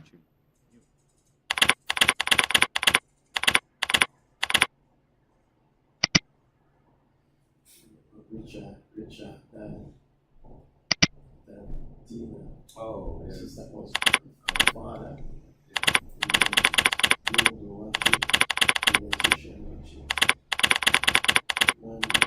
It's short anyway. It's like Short and nice. yes, yeah. No one more than that, they just get to the point and it's straight. So the people are dealing with it, and when they see these things, they say, "What more should have money, you know?" Because I'm $1 million sitting. Not to them laugh. I take it personally, because you hear one of them say to me, "That commercial, you see, you have advertising thing, and you know, you have this whole heap of beats." added a paraphrase, or in this case, we've changed it. It allows us to move on. We can then add user access to be able to platform. Very important. It's true, yeah. They just see. This we already have 2, but if you didn't, you would simply Yeah. So that's all it is. and you select next. It will now add those modules that you have selected earlier and add all that is necessary. Simply select finish. It'll let you know, show you the process of what's going on.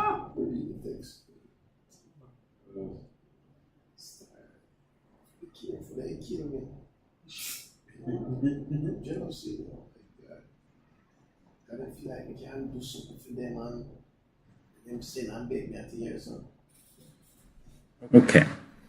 Create self space. And once completed, Wrap yourself. it will give you the instruction and let you know that the device is reviewed. Stay surrounded by people Once completed, who are It'll let you know that you are successfully completed the commission process, and it will reboot your Jace, and then you can log in. So we have successfully commissioned this Jace, and it's ready to use and to add a station to.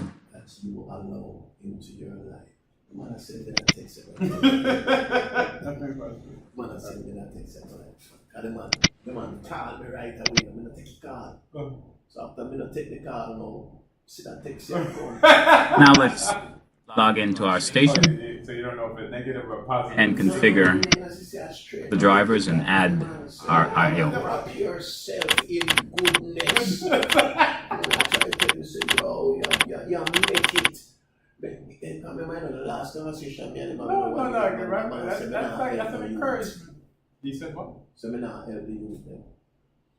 Me say help the youth then. So in general, me a work. Youth them need for work. You know, work. We'll head down to our palette.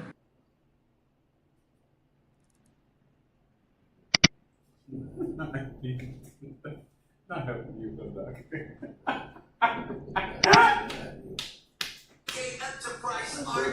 Searching for somebody just jumping Down. Yeah, it's very short. It's like so before you start, you finish. Okay. At our station, All right, this config, drivers,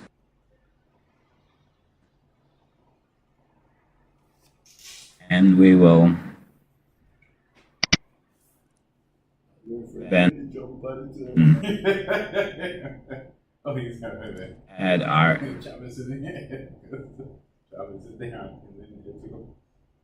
NRIO network. No need to change the name. Okay. And we can double click on our network. And now we can discover. So, should be able to discover our device that is connected to our Jace. There we go. Double click. And here you go. We got 134 IO that's connected. Rename it.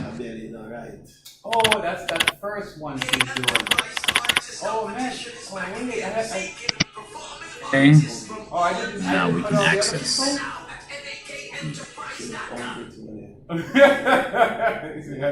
That's why. Good thing it's quick.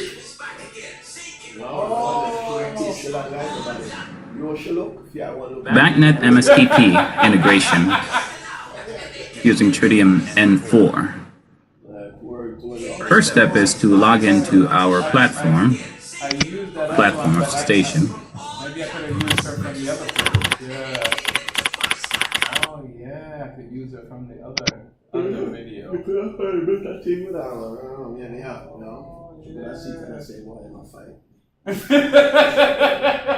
No, because that's from the first video, but we have it. We have her in the. We're in the platform. No, I mean.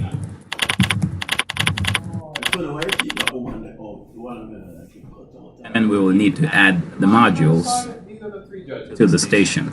So we go to platform administration. Sit down there. It's gonna look, just like you see Ruby J. If you would see her, because she's not doing nothing. It should already be commissioned. So it would just look unprofessional. Now it's just a matter of adding the necessary module for the. Yeah, that's the thing. Uncheck what's not needed. Communicating, and they're moving their head. And just leave the bottom. Check configure additional platform daemon. Next. We won't change license. Next. So it'll load Afterward, the one we went to, all the modules and we select the ones needed. Once that's done, we can then go to the station. The hotel was like 3,000, 4,000, and after that, It may take some time. your event was like next to nothing. After I found that, oh my goodness, we could have had. She is an interesting girl. She's very interesting. She's just an interesting girl. Let's go there. Just let it do its thing. She got the next up. Other time I saw her, she had like surgery. She was doing all kind of stuff.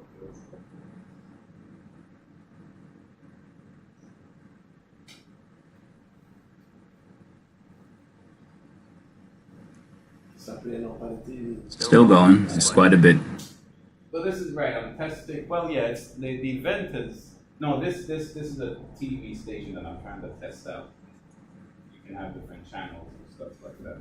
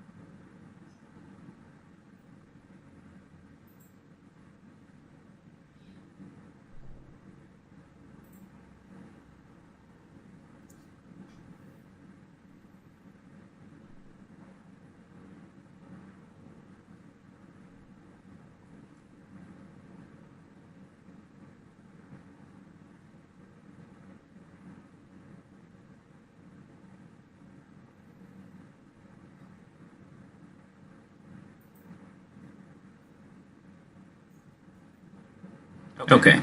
Once loaded, you scroll down to find the necessary modules that you need. And we're looking for the BACnet modules.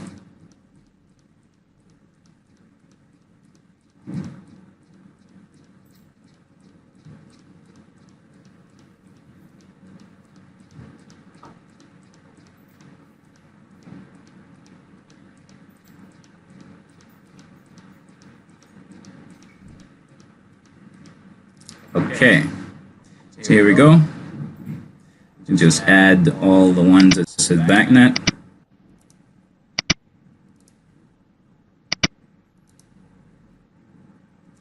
Then, simply next,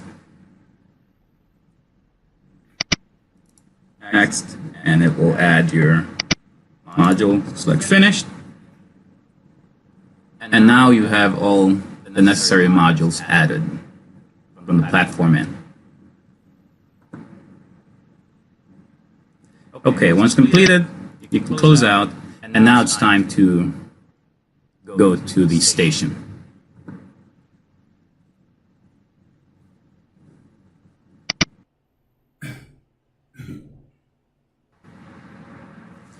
The next step in BACnet MSTP integration with N4 is to log into our station.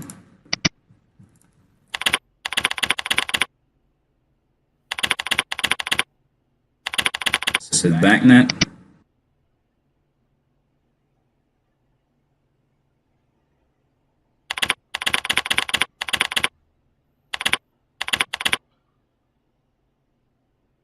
We've logged into the station. We'll drop down to config, drivers, and at this point there is no drivers, so we'll need to add the BACnet driver. Head down to your palette, search,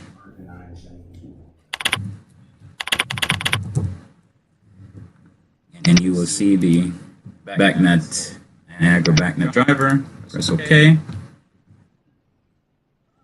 Okay, so we're going to need to add the BACnet network. Just pull it and drop it on drivers. Do not rename it, leave it as is. Now we have BACnet network. Drop down.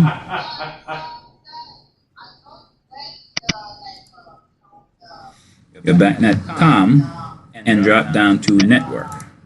You will notice you have an IP driver, but no MSTP.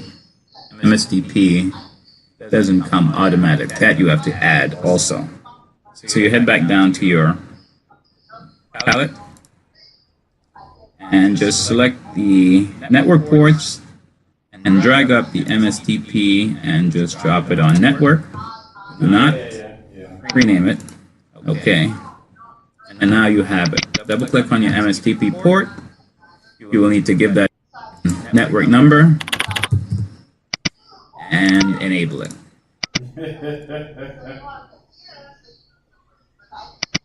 Also need to know what speed your BACnet network is on. If you set it up, you should know. Otherwise, you can just go through all the speeds and then see. The one we have right now is 70.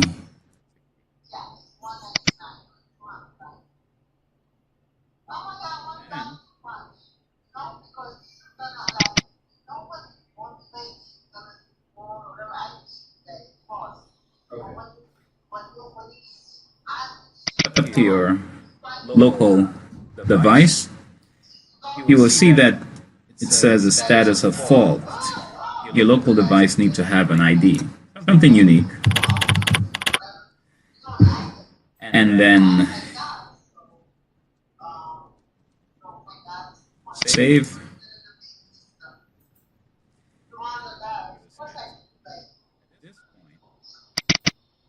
BACnet network should give you the access to discover. I'll show you this. Just go back to your local device. Let's say you didn't do anything. You leave it as is. When you went to your BACnet network, you'll notice you wouldn't be able to discover. So if that's happening, then chances are you haven't enabled or provided a address to your local device. Once that's done,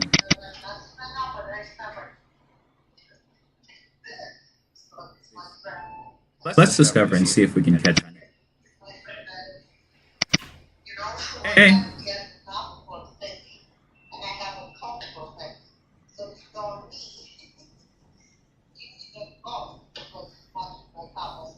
And we are on. Here we go. We have found our device. So we select our device and double click or select add. Once selected, you can just BACnet device, rename it.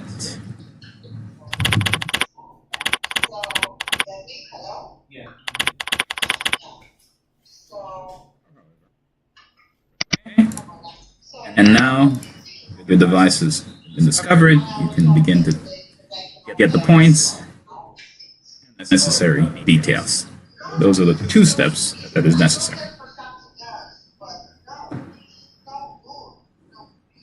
It's a cover, phone cover?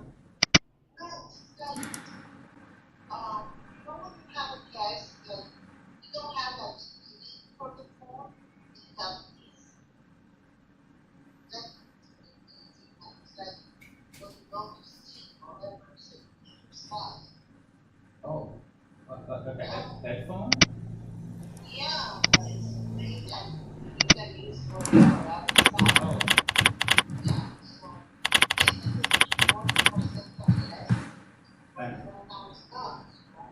Oh, it wasn't on sale?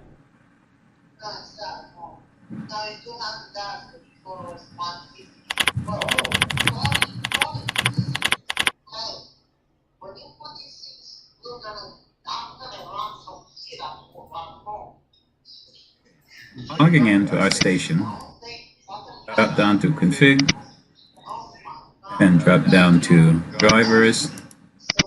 At this point, we don't have any drivers, so we'll need to add palette.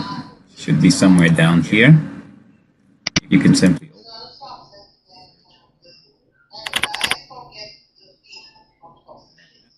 What's that? Beats. Oh, that's another one. Yeah, that's another Apple. And It wasn't that. you're going to need the BACnet network.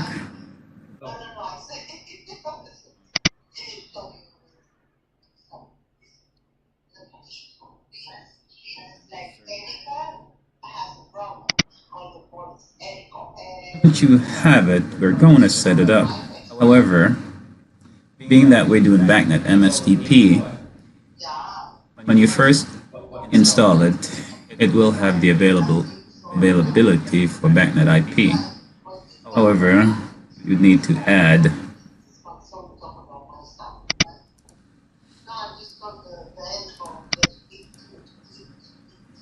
an MSTP port.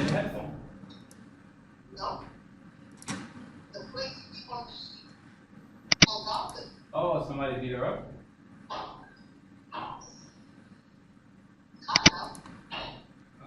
It lands with an IP port, but not an MSTP port. So you'll simply drop this on network. Do not relabel it. Label as MSTP port. Great. Almost set to go. You have to make it active.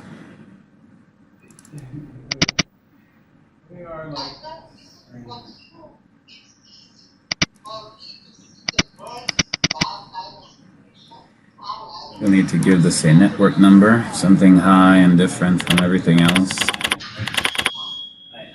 I'm saying that we don't think, I mean, the older we get, the more we kind of realize that there's consequences for our behavior. We don't want, when the consequences come, we cry.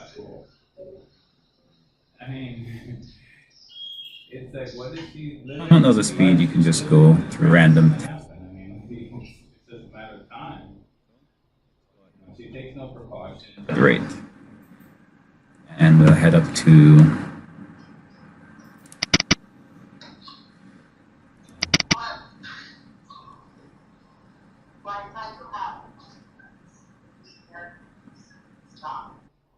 yeah, you're gonna run out of,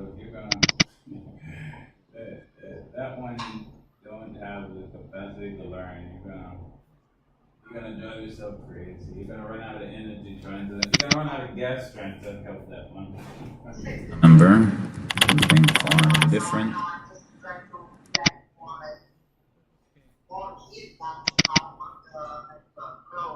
Yeah. Nice. However,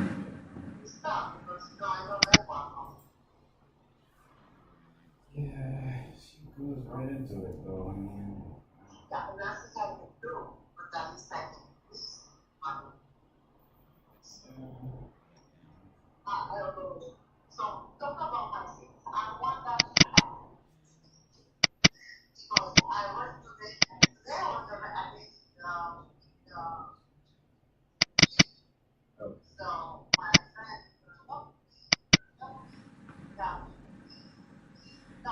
it has a talk on one of these backnet speed. So if we don't know, we'll simply go through. But if we set the network previously, we should know what it is. Head back down. Try 34.8. Give it a shot.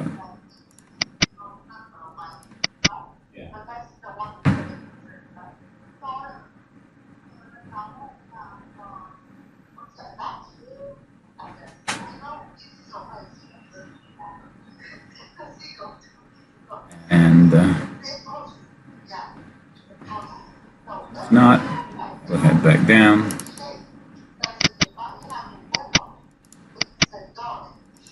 Seven six. Give it a shot. Okay.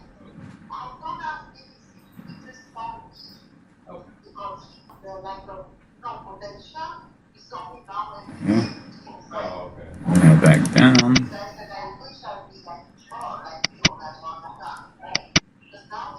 76.8.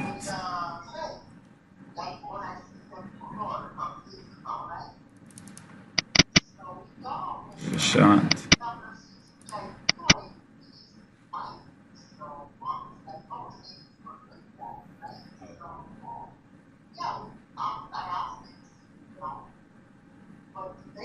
Okay, what do you know?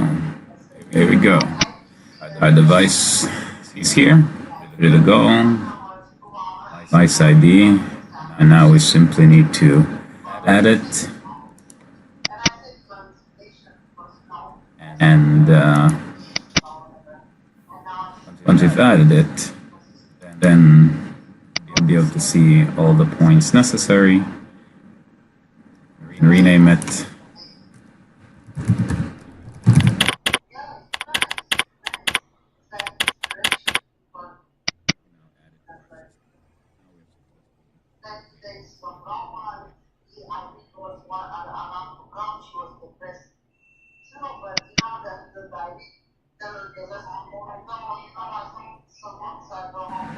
Before we create our graphics, we'll go ahead and grab, that is, add our graphics tools. So let's log into the platform and add all the modules that will be needed to create our graphics.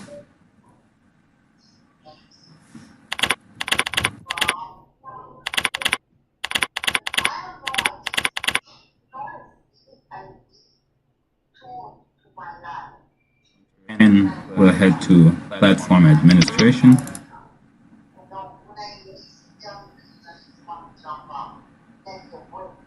Then go down to Commission.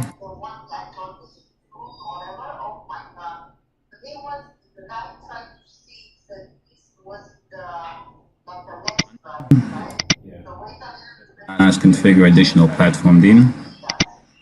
Next. Allow the modules to load.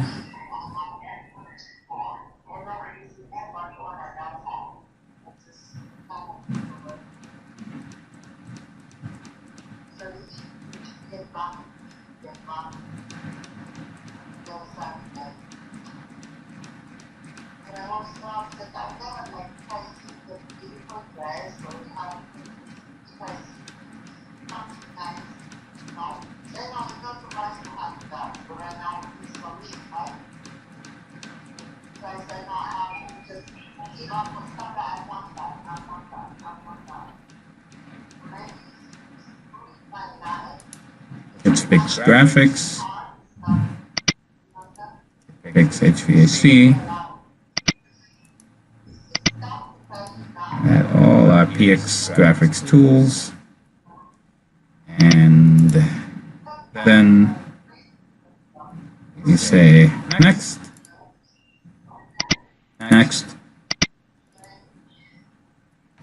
and allow it to load to our station. Now we'll be ready to edit our graphics once we have all the necessary tools or module added.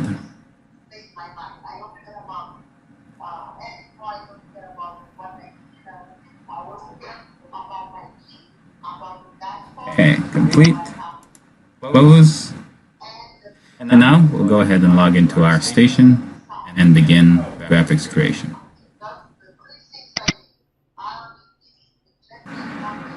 Okay, now we're back in our station.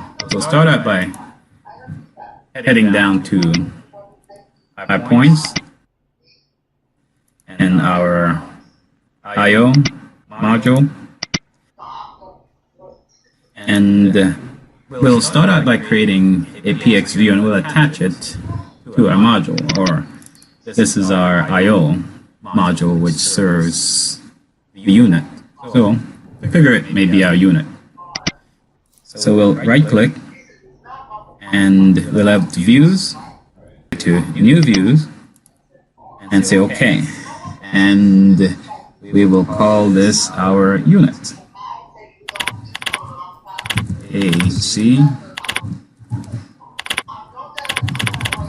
unit. And we say OK. Now here goes our PX view or our graphics. So just double click and edit the layout. Let's make it a little bit bigger for me at least.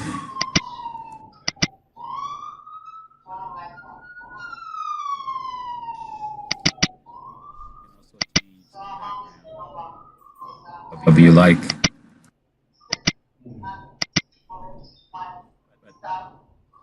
Our programming.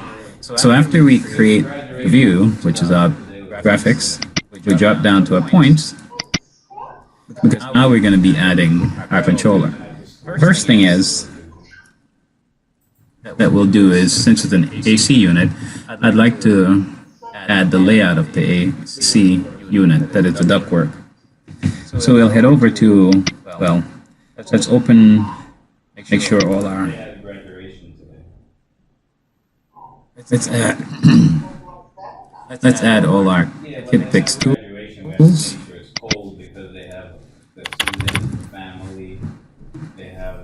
Everybody there, so we have to make sure everything is working right. T.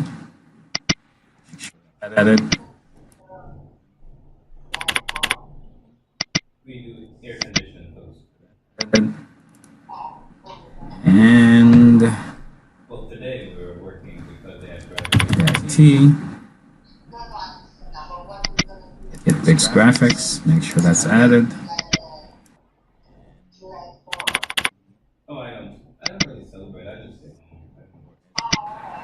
So now that we got our background set, we'll then grab a point and drop on our view, and it pulls up our widget here. So just go down to Kit Picks, and in Kit Picks module, set point field editor. That will wrap it nicely for you, and you drop it. There it goes. Just back up. You can take a better look at it. Now, when you want to make the graphics live, you simply head up to your little pencil here, and it will toggle back and forth and make the editor live. So you press on it, and that's the live view of the graphics. You press, and you're back into edit mode. Let's pull out. We're going to then go down and add a duct. So we'll go to Kit Picks and 4 SVG, and they have some ductwork. Drop down on the ductwork, and there should be a straight ductwork that we can have module onto long, pull, drop. Okay, move it around where we need, and this is our supply temp. We'll drop our supply temp there. Now we have our duct, and the next thing we'll do is our fan. So we'll take the supply fan status, bring, drop, and we're still here now. It'll bring up the Kit Picks N4 SVG because we're still there. Then we just go to fans, drop down, and we want fan horizontal right, and press OK, and voila. You just pull our fan and drop it right into our ductwork right there. I do want to show you something that in the event that you decide to go into the palette and just go down to, let's find fans. The fan has to be linked to a point. So if you try just to pull the fan, say fan horizontal, and just try to pull blank, you'll see nothing. It's not linked to a point. So that's the reason why we pull the point and then link the fan. And what we'll do is we'll bring our start stop so we can command our fan. And our fan command. Supply fan status, return fan. CFD module unit start stop. Okay, bring that over, and this we'll just bring over as a bound label, and we'll edit it as we bring it in. Now double click on it. We'll just change the background. We're going to do a bit of our own edit on this one. This you can also do. You don't have to use your Kit Picks. So here we go. That's our fan enabled. Now whenever you want to make your graphics live, once again you simply select voila. Now since our fan is enabled, you'll see the circulation. Now you can right click, set, and disable, and then there go, your fan is off.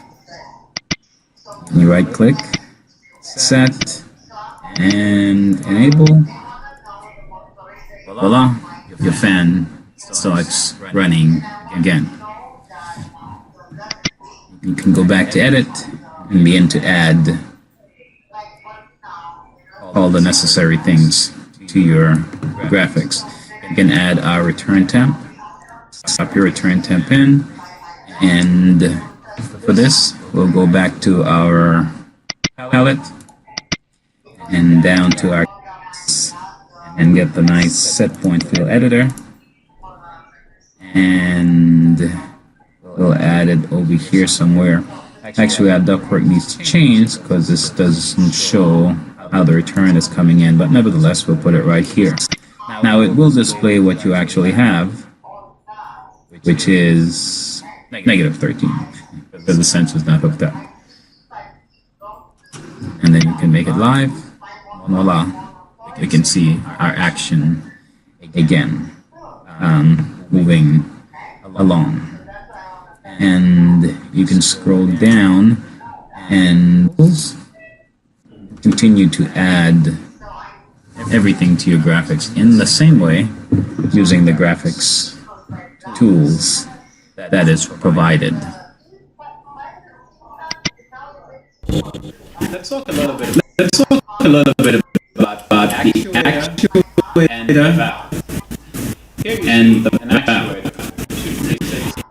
Here you see an actuator, which usually sits on top of a valve, and we open and close the valve with this actuator with a signal from our controller. This is actually a 0 to 10, which means that volt actuator, 10 volts, non-spring return, turn in one direction, which means that I can send 10 volts the opposite direction. Right now, we're sending to turn in one direction, and this is both DC and 0 volts to go back to the opposite direction. Right now, we're sending 10 volts. So if we change that, let's say now we send 0, you'll see it the opposite direction. If you're on the site and you have your meter, it will then move to the opposite direction. If you're on the site and you have your meter, you usually have a signal wire as well as a common. And from the signal wire to the common, with the meter on DC, you really won't get anything because you're sending 0 volts.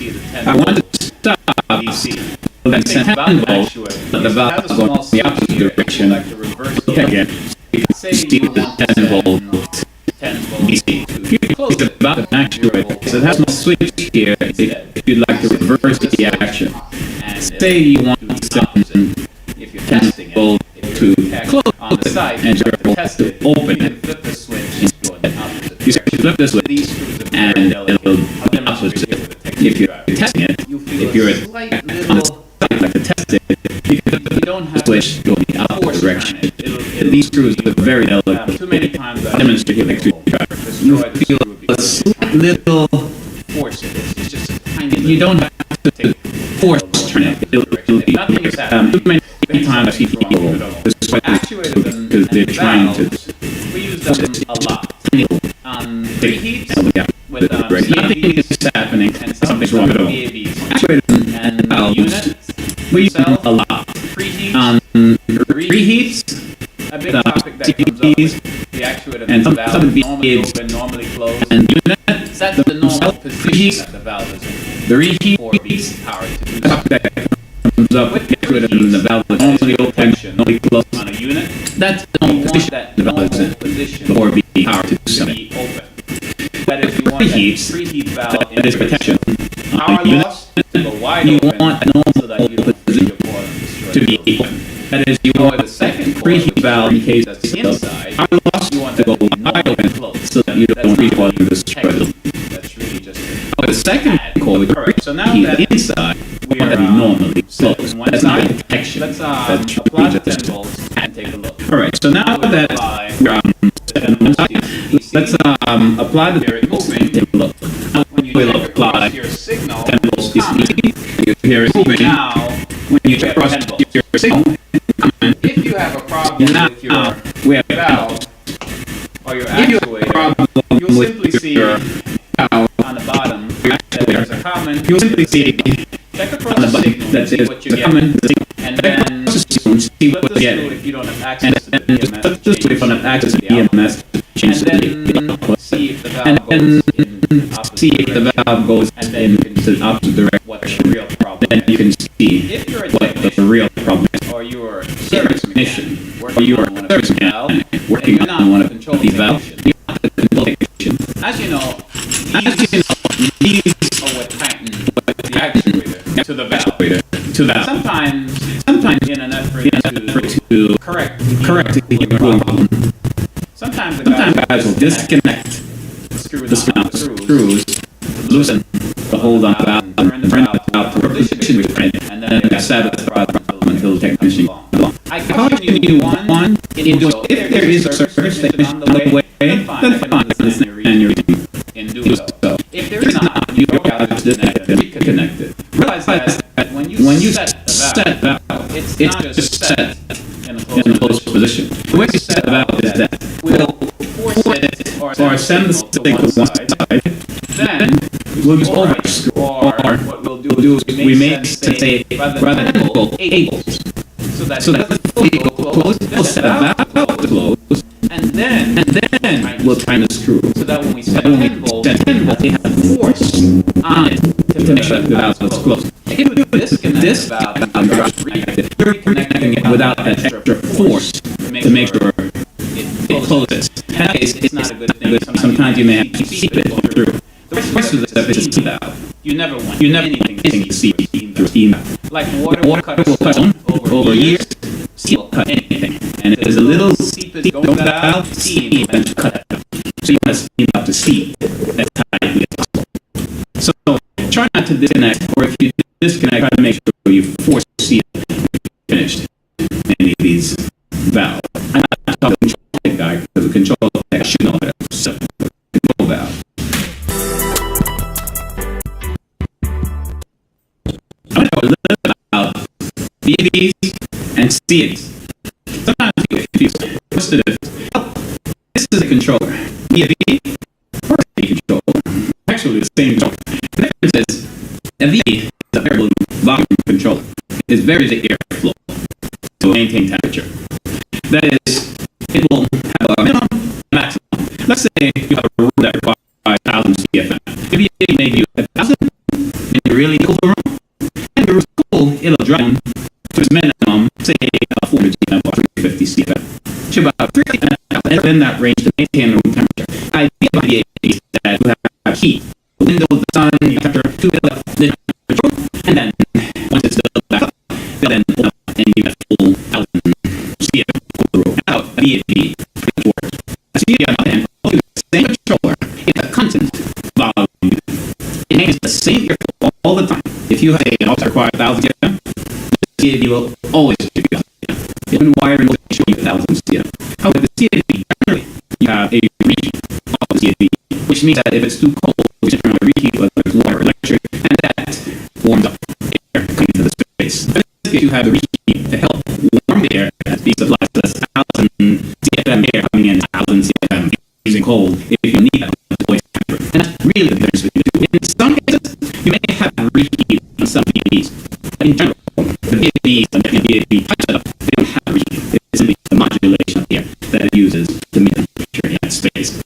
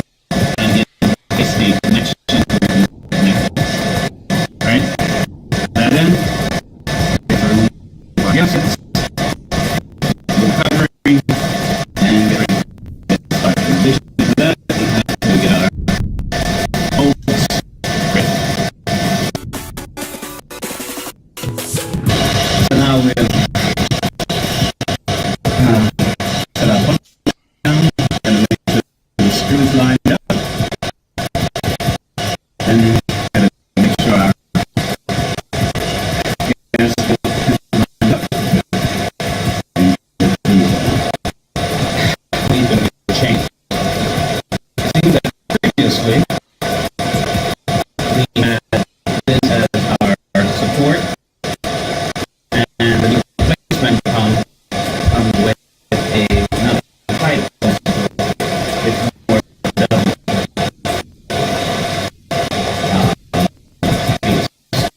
So what we're going to do,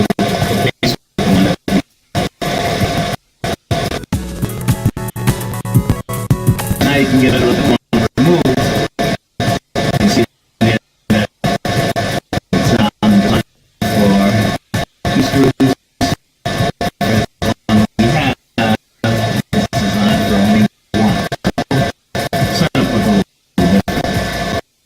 We didn't want to change what we already have on site.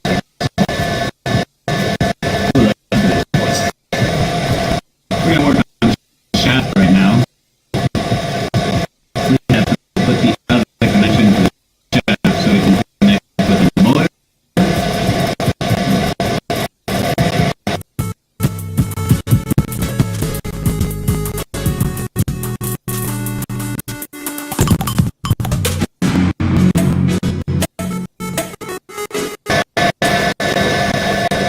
And like we got a motor, somewhat place.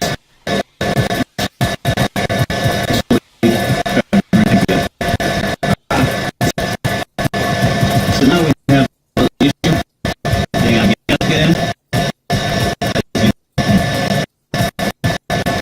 See? Doesn't fit.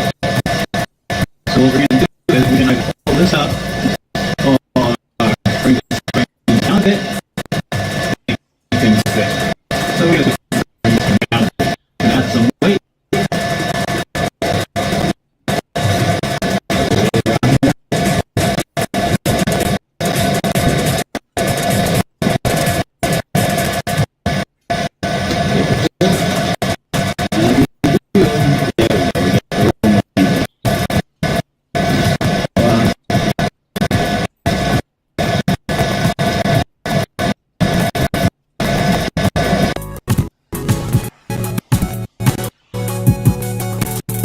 Now, move things.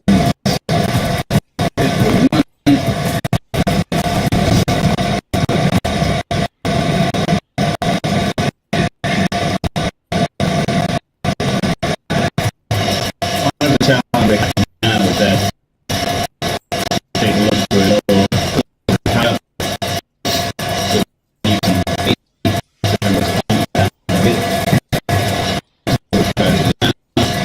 down, so we got lock it in.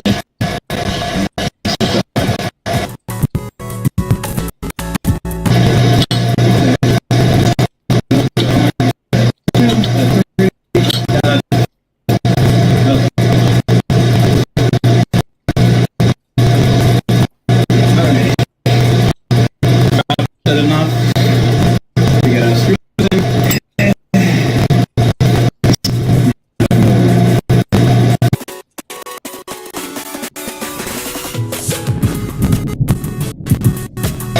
Now, first test, see if we have anything leak. We're going to open up the water. Put it on high enough.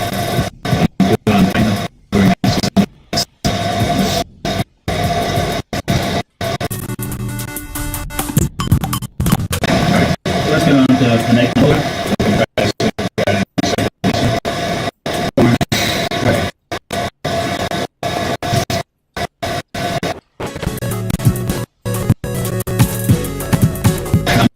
Tighten. We released the motor, and now we're going to turn on the beat and see if everything goes out. The power. That is, together with the gasket, we have little degrees to create any sequence.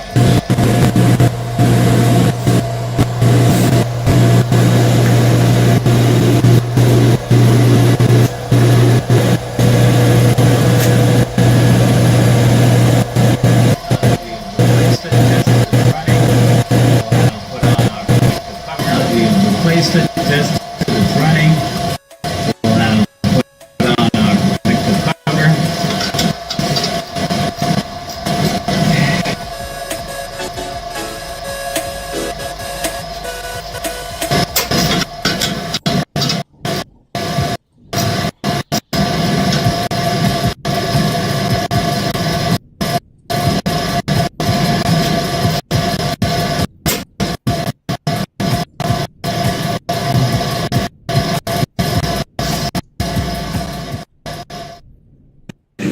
here's an HV unit, a heating ventilation unit. It doesn't do cooling except in the wintertime where it sends in the cool air. So basically what it is, it's a fan. We have your motorized fan up front, and we have a steam valve. So it's used to basically keep the room cool, and we have a steam valve so that when it drops below a certain degree outside, it starts getting cold, we kind of heat the air so that we don't slam freezing cold air in space. And that's pretty much all it is. Heating coil, and it just runs and maintain the temperature in the space. In this particular space, we have another damper, so as the pressure builds up in space, we're able to push the air in the other direction. Let's think about it. Very simple. An HV unit is a unit with heating oil. Now, in this case, and in the case with an HV unit, you can see up there, there's a freeze controller, freeze stat to prevent a problem. If for some reason we don't have steam, we don't want to freeze our coil, so it'll check out and our valve should go wide open, the temperature goes, and then we leave it. And back there is our damper that pulls the outdoor air and then sends it into our space. Aside from that, we have our temperature sensor, which checks the discharge air coming off the coil. Sometimes you can also discharge air temperature sensor depending on how far downstream you put it. This one has the coil temperature sensor, it has a discharge temperature sensor as well, and a flow switch along with a CT to let us know your circulation of the fan going on. What is a AC change connection? Let's say we have two devices. In this case, we have an InfoJays and we have an RIO. We have here the common port of the InfoJays, and we've now changed or connected the network back to the RIO. That's a network of traditionally RIO1 device. However, let's say we have another RIO or another device that we do network. So then you can see the connection here. Let me plug connection from RIO and continue to the next device. From the device to the other device, continue the same. And you straight down the line. And that would be a DC connection. Now sometimes you have a DC connection. Something comes along and you add a device. You can a DC chain connection. And now someone has a device. So yeah, it's close enough for this device. So they figure out, they just add in another wire here and just straight that device. And it's done. And it's done. Now, is that a DC connection? That's not hard. Yes, does your network need to be daisy? No, the star connection, everything. So in the first you can do that. That's like that. One place you go, what's the big deal? It's just a connection. Well, what's the big deal? Well, that's what's the big deal. It's a daisy connection, and so I'm right in the middle of the star connection. Myself, I found a two-way highway. There's lots of rules as you can go. You want to take the lots of rules. Nothing will come along and jumps another two-way highway directly into the highway you're going on. So you're in the middle of the two-way highway with another two-way straight on. What happens? You have traffic, you have accidents. The whole traffic pattern has changed. Everything different. So that's exactly how we changed the flow of traffic on a daisy chain connection. Now snap right into the middle, boom, and add the star connection. You don't have entire different spots. As EMS professionals, we operate the law of TCP, transmitting data, TCP transmitting protocol. Other laws, we operate the MSCP, transmitting data. In those laws, we have them communication. One of which is daisy chain, another is a star. Both of which have laws and how fast and how they can go and how to travel. We have to respect those laws and how we respect the laws that driving traffic in our country. You can't just decide how to drive on a highway. You know them and set the laws and rules and you must respect those. That's the daisy chain. TCP has set the laws and rules for daisy chain to follow that. And because slamming in the middle, you consider that daisy chain has changed. Now it's tough because something totally different. One good thing with daisy chain action is if the line breaks, say from my case, from IO, someone never cut an wire goes from IO to the other. All lines downstream except for IO. You miss it. It's easy to find a problem with daisy chain action because now we fix from delivering IO to line to where everything else is down. Normally our daisy boxes are in daisy chain connection as we set up and they come right back to our house. Let's talk about version. Benefit version using it for Jace speak out. First of all, device. Platforms.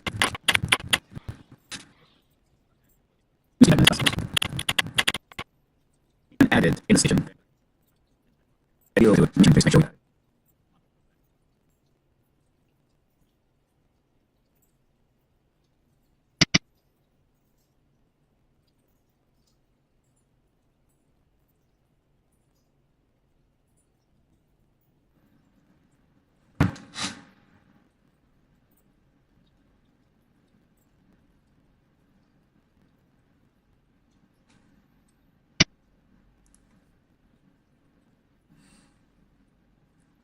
can select the commissioning tool and go straight through the commissioning wizard.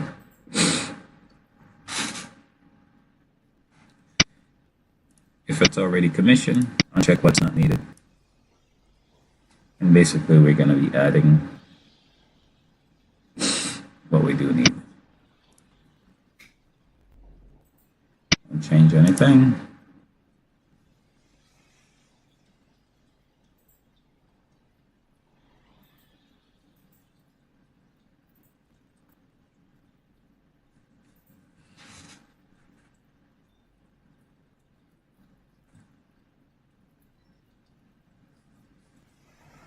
May take some time depending on how much module it's searching through.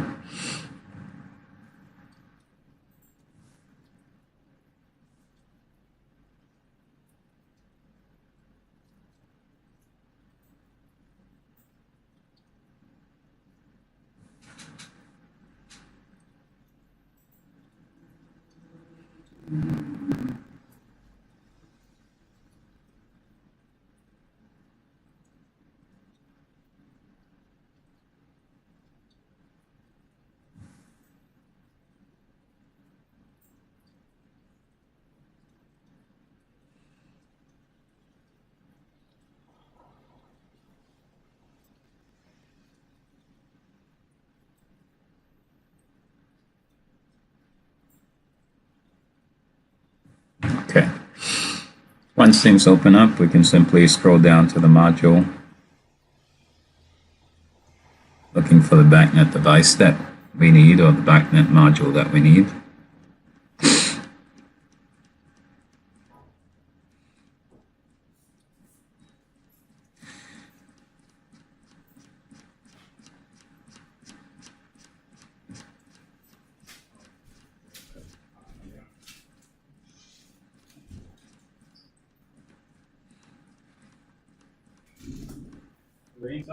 A few.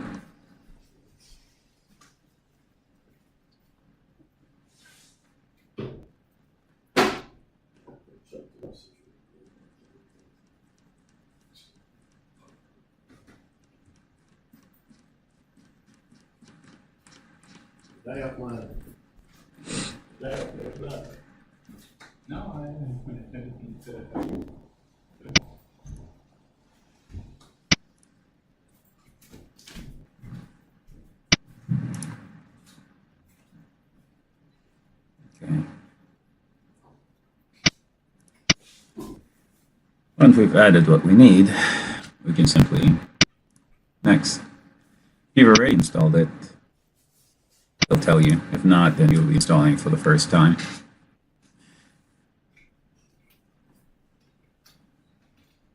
Now that we have the BACnet module, we can then go ahead to the station that we need and begin to integrate and discover the BACnet device. Okay. Now let's open the station.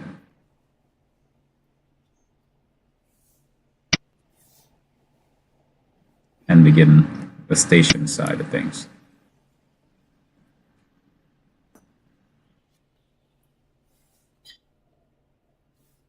Let's commission the Jace. First of all, we'll need to log into the platform with our basic IP address.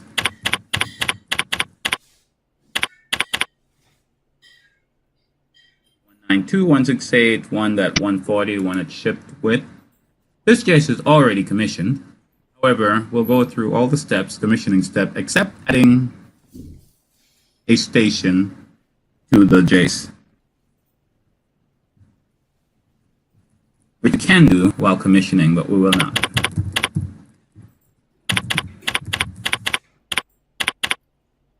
In addition to that, the Jace, when new, comes with the basic password and username that has been changed.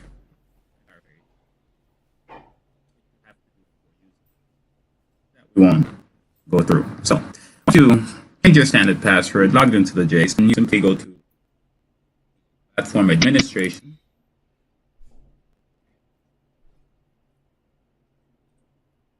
And once that loads, you head down to commissioning. It gives you the option to commission your JS.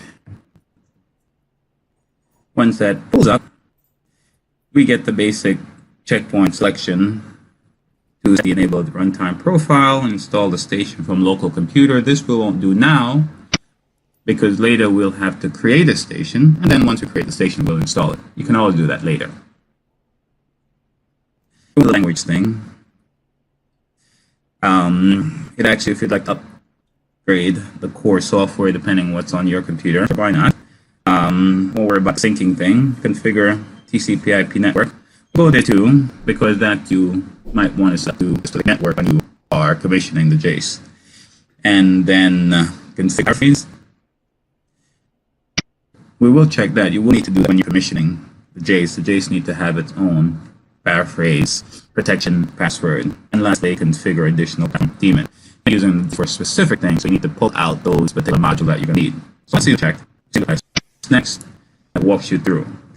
First of all, if you do not have a license, one, you can search for it, the server, once your computer is logged in. If you purchase your JS properly, it should be on the server of Tritium, and then open it and install it. Once you've installed it already, it says it's already doing it. This JS we won't, but in commission JS, check here, so we can search it and find it, or if you had on here, you have to install it manually. And in the enable runtime profile, you can check what you need to be installed, so you'll configure your JS accordingly. We have module, having light HTML, and we also have Workbench or Workbench apps. So this way, we'll have those available and access. Those two I would recommend depending. So next, it will now search and load the modules that are available, so you can decide what you need. For example, drivers, LAN, .NET, and any necessary you will need, and other modules. We'll take a look at some of the basic modules. It's like what we think we need, or what we need for our project.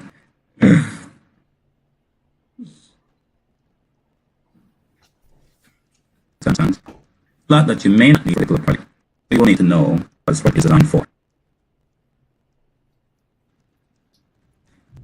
If you scroll down, if you're using Modbus, you'll have the right here. We'll head down to the backnet drivers.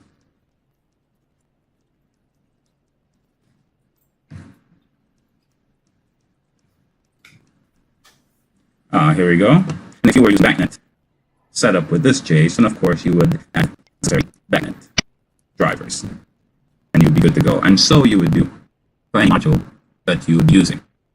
Once completed, you'll select next. It will then let you know if you need any software. Otherwise, and upgraded things. Okay, join. Then the TCP/IP configuration. For the standard, there is 2 ports. One comes configured, and the other does not. If you think you need both enabled, you can. However, you would simply change your address, and then your gateway, and add number 2, and then go ahead and select next. This one would leave this where it is, 191.140. Then you will also give it the option to change your paraphrase.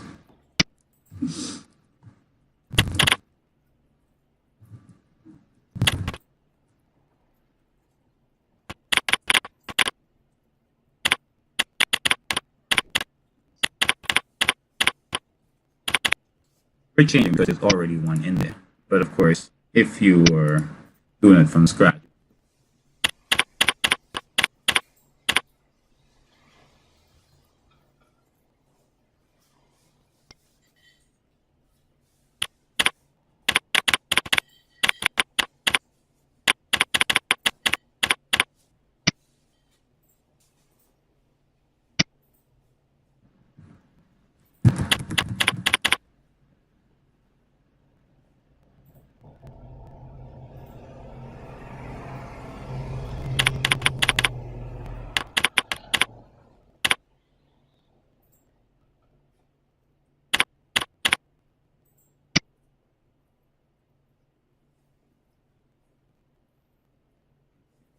added our paraphrase, or in this case, changed it.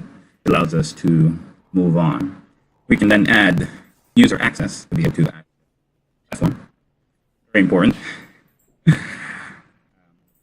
This we already have two, but if you didn't, you would simply add. And you select next. It will now add those modules that you selected earlier and add all the necessary to finish to let you know, show you the process of what's going on.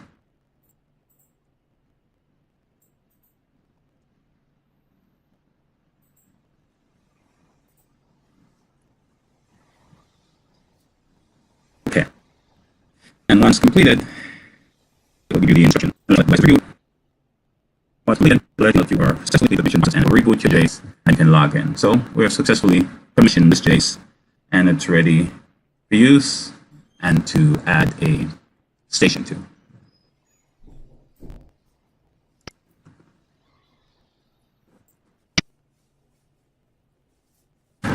Let's configure our alarm extension. So, log our station.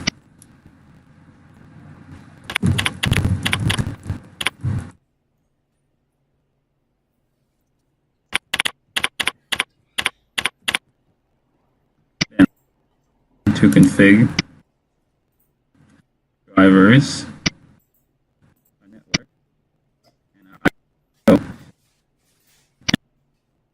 and our points. We will then go down to our palette, and if alarm is not already selected, we can just open our palette. Once selected, we can head to extension. I'm going to put the alarm extension on temperature. Our supply temperature. We'll use this as a test. So you simply take the out of range alarm extension and drag it and drop it on the sensor. Then you'll see underneath, if you drop down your sensor, you'll see out of range alarm. Then double click and begin to configure the sensor. So let's see high limit. I'll say 70. Then we'll highlight, save, and check back and our points. Now, my temperature currently is, it's on the alarm. Because our alarm is at 70, so we're off.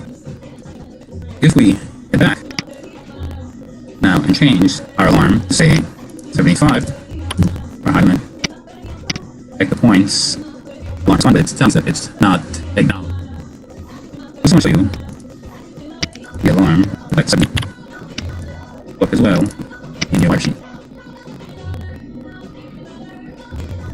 Up right under your station, you'll see this alarm here. Double click. This opens up alarm section to let you see the alarms of past, and you did not use it. The was still there, and the current one is there with a message and it's on. So to clear the alarm, you can make select it. Clear select record from main. Okay, you left one on alarm. Of course, it's good with this and clear also. So head back into our alarm section, which is the set point and of course alarm. Send it, and we'll put on.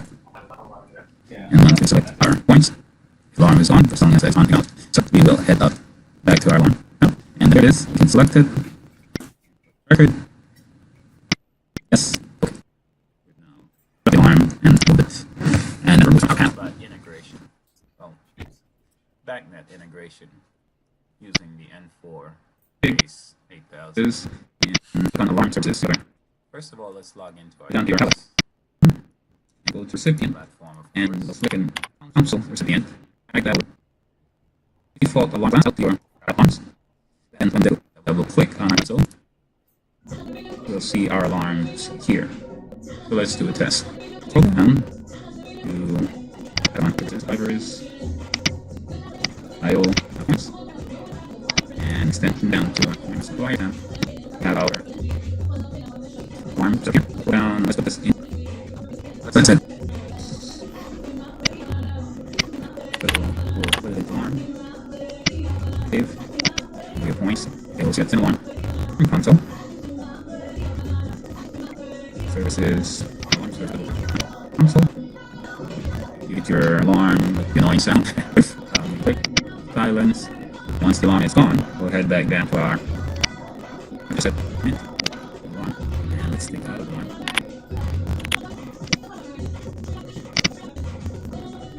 Head back up the console. And let's do this.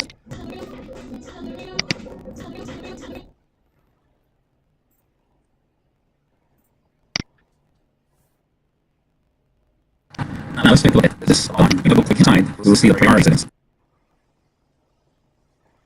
1 being the highest and 2.5 being the lowest priority. Back up a bit and we'll get our alarm and we'll add an alarm class. And this one we'll call high priority.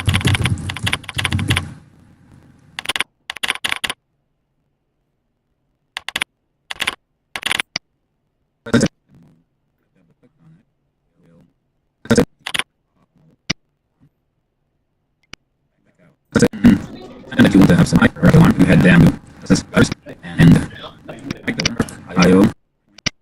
That's how you can then in your alarm extension scroll down and you'll see the class here. Can you change from default class to high priority? So now this alarm comes with high priority. It goes in alarm. Now we will set it.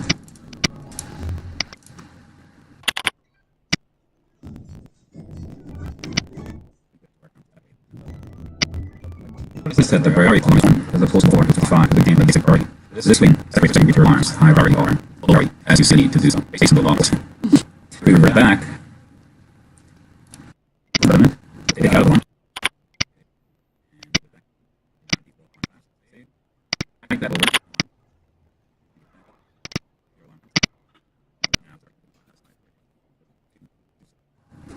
Now it's about everything is related there.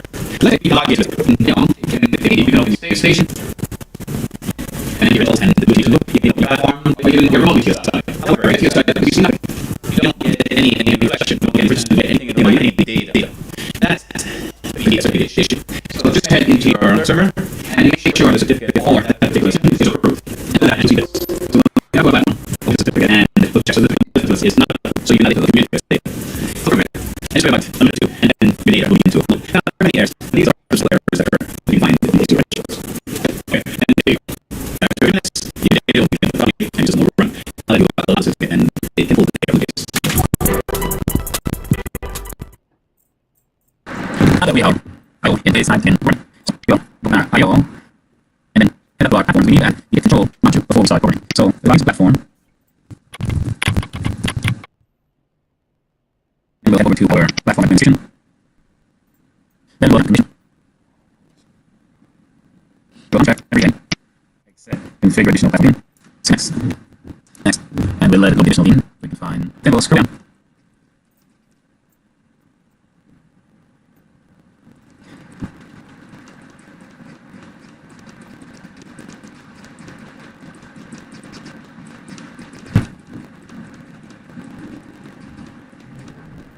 Then we'll check hit control. Next. And next. And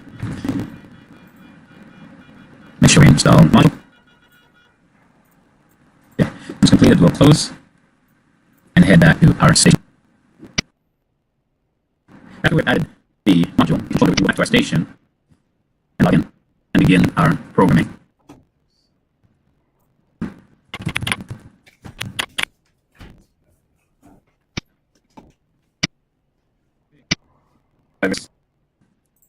Fiber.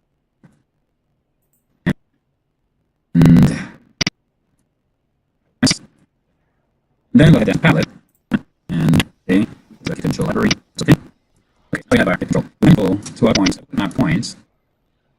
And to the top right hand corner, you'll go to our wire sheet. On our wire sheet, we'll see all our points that we have added. I'm moving around wherever we like. Now, to begin programming, we need from our kit control, let's drop down to points, extension triggers, etc. So we want set point. So what we'll pick is a numeric variable flag, and so the our set point. So I want to write to it as we mostly send it set point in there. Set and we'll put a 782 other return set point. So continue other. This would be our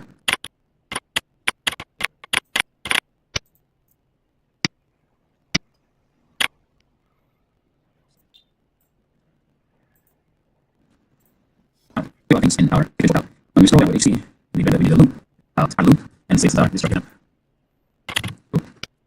We have it. Nothing is playing. So what we do now again to begin programming is simply and from the output our sensors, our set points. See on our set point here has the out, in. And from the output side, you see your arrow changes. From the input side, you see your arrow. From that direction, output goes that direction. You can simply click here, drag out, and drop on the device. Now, loop, of course, that's settings, both arrow set points, and so on. In this case, we'll click cancel, and then take out the carrier time. And we'll make this loop start here. That would be our set point 55. And then we'll go to our starter temperature, which would be, it would be, okay, so apply temp, we'll look for, so that was my out, drop, and control variable. So now, loop is now being at our select temp, and set point is the set, so another loop. Then you can go double click on loop and begin to consider the output constant, and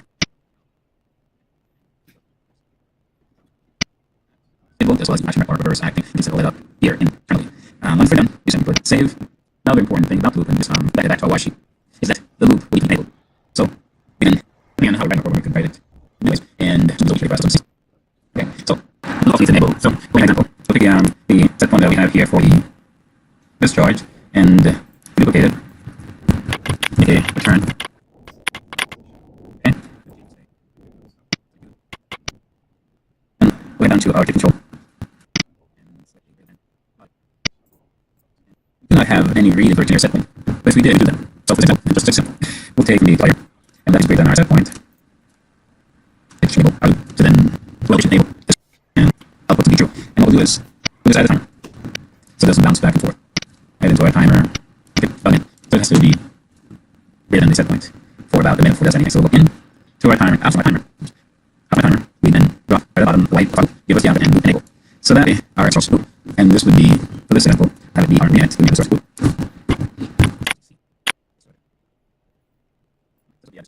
Go out to our cooling valve. So let's go down here, and we can add a cooling valve. So why don't we go and add our output valve? And yes, we'll add our to our input and we'll have CC. If I know what now, the contents there, and at the right, that's our YG. Our cooling valve should be, there it is. Okay, so take our cooling valve, and then the output of our loop will then line to the input. I was seeing already done. So our valve, we can just connect our loop and the output. This loop and this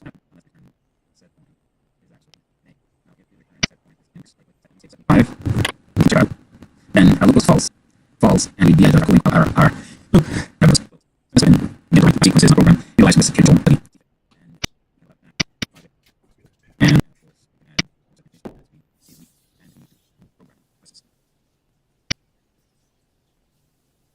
let's create a new supervisory station.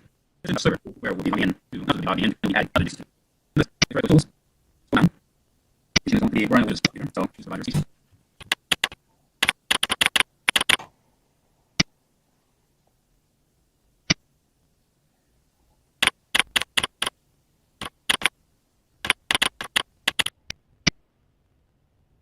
How we can get that station on server on this platform is the computer that we're on. Once we're in platform off the computer, the L2 station here, and here we have our new supervisory station. We're going to take that station and copy it to our computer or local host or the server. Oh, let's just back up to there, or that station. Right here. Okay. Let's make sure we save that station that was already in the server. If next, we may not have a new server. We'll then take the supervisory station that we've created and copy that to our server. So next, and that's finish. Okay, let's complete it, close, and now we can, yes, allow the server to start up, and then we have to log in to that station on our server. We now created it. Once it starts up, let's log in.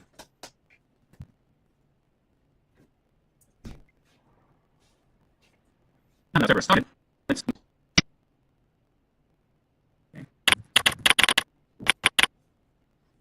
now in the supervisor station, take services and services. So since this is our web server, we want to make sure that web service is enabled, and how we're going to log into this web server, whether it be HTTP or HTTPS, we need to enable either or both. That's it. Now let's try logging in through web to our server. And the address of server 192.1.1.5.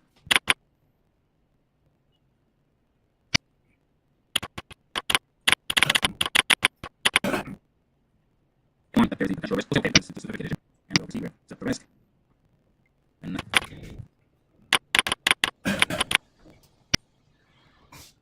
now we log into our server or supervisor station. In the landing page, now we can do that and set up if necessary. But now we're officially set up supervisor station. Have access to log remotely. Great. So.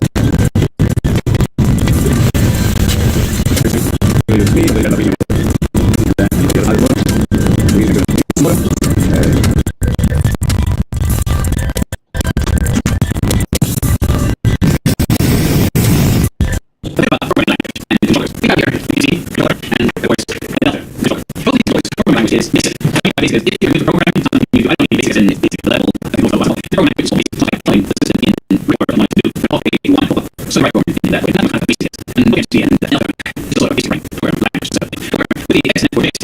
Three axis. It's a mission. What you have is it's not forward. It's not forward. You have a turn system in large forward. For example, you want a key.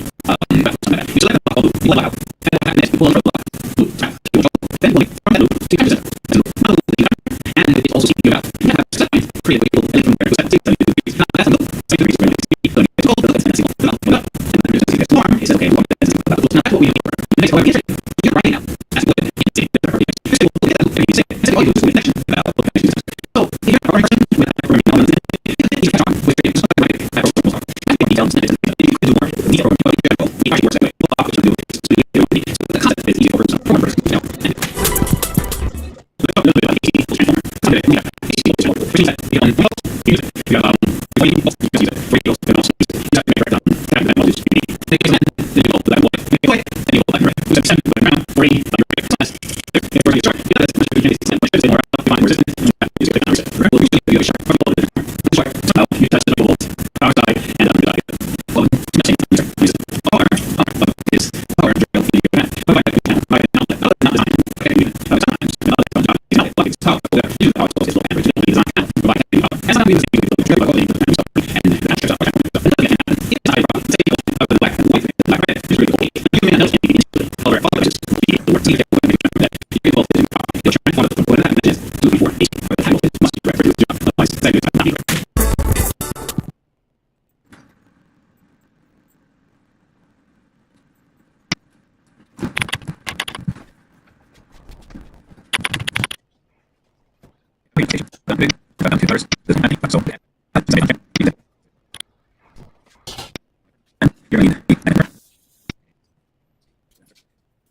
You have it set up. However, being that we do back key, we first install it. You'll get availability back key. However, you need to add a key port. And I'm going to put on the port. So it's okay. I'll support. We'll leave it. Let's add port. Great. Let's go. Get it back. We can put behind different from everything else.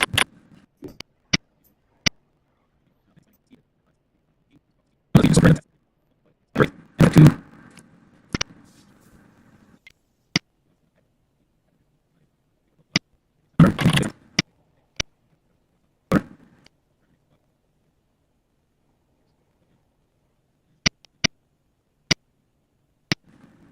That's all I'm see. So if you don't see the first memory, like this.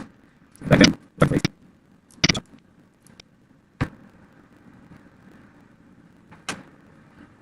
And not put it back down. 76. Good shot.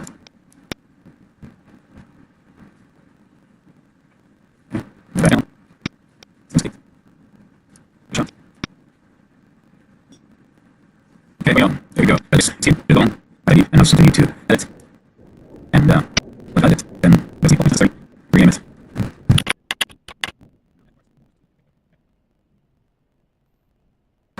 Now we have our IO in place inside the region recording. So we'll go within our IO. And then head to our platform because we need to add the kit control button before we start recording. So it's on the platform. And we'll head over to our platform administration. Then we'll head down to the vision. We'll uncheck everything except configure additional platform here. Next. And we'll load the additional in. So we find table also.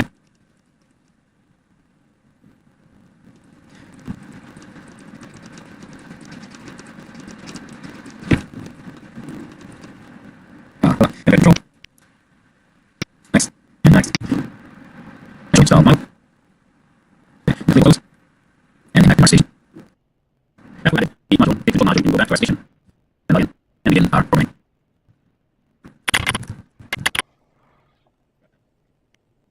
Virus. Water. And yes. Then we'll palette. Open. And okay. Control library. Okay. Okay. We have our control. We'll enable floor points. Open our points. And to the top right corner, we'll go to our water sheet. And our water sheet is all points that we'll around like. Now, to begin programming, we can go from our control, the drop down to allow, points, extension triggers, etc. So we want set point. So we'll take it a numeric, writable, allow, and to be our set. Just going to set the right to it as the delay, send it setting there, and now, and that will setting to top right. So okay, other, this will be our.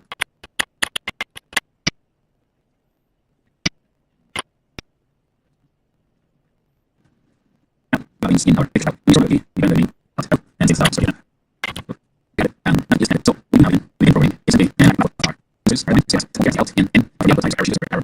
here, drag up and drop on the list. Now, of course, let's things enable order something. In this, then we'll go to start here. And we just before this start here, it'll be our set point time. And then we'll go to our destroy temperature, which will be scroll down to oil. It's our here, that's here. And it seems to be so supply them. We'll work so we're back out. Stable order. So now it's something that's fine, and it's the reset. So then go down and picture and the outlines and we'll let the order and set all the even turn on and set and we're about to do this back and actually set so then the so illuminate here and the do it okay and we don't do control I have to use yourself but you can use that for example we'll take from each layer and that will be that and touch it and I'll picture and we'll use that so this time hammer hit button so it has to be in this point or about minute so in so out from our hammer then drop and light toggle and light so that way our force loop and this would be for example we'll have it be out next to the loop we'll have our point out so you'll here and you know we also want to go up and out back and you can let our line out and let our and should be and then you couple our line to the end of the and it goes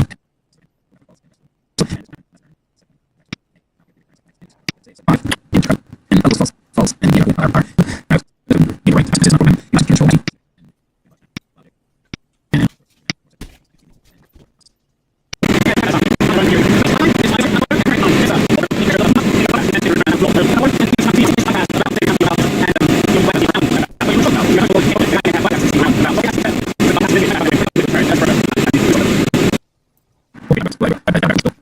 so we need to take products. And what I do is and what everything. Next. On my slope.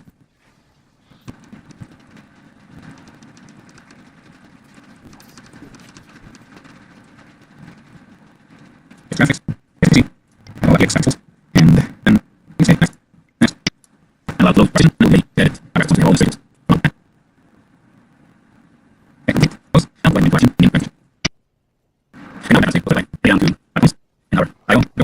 And those are having a attach it to a module with our IO module source unit. So here again, so okay, and we'll use and so we can use and say okay, and we call source AT unit and say okay, now here goes our PX new our graphics. So look at it out.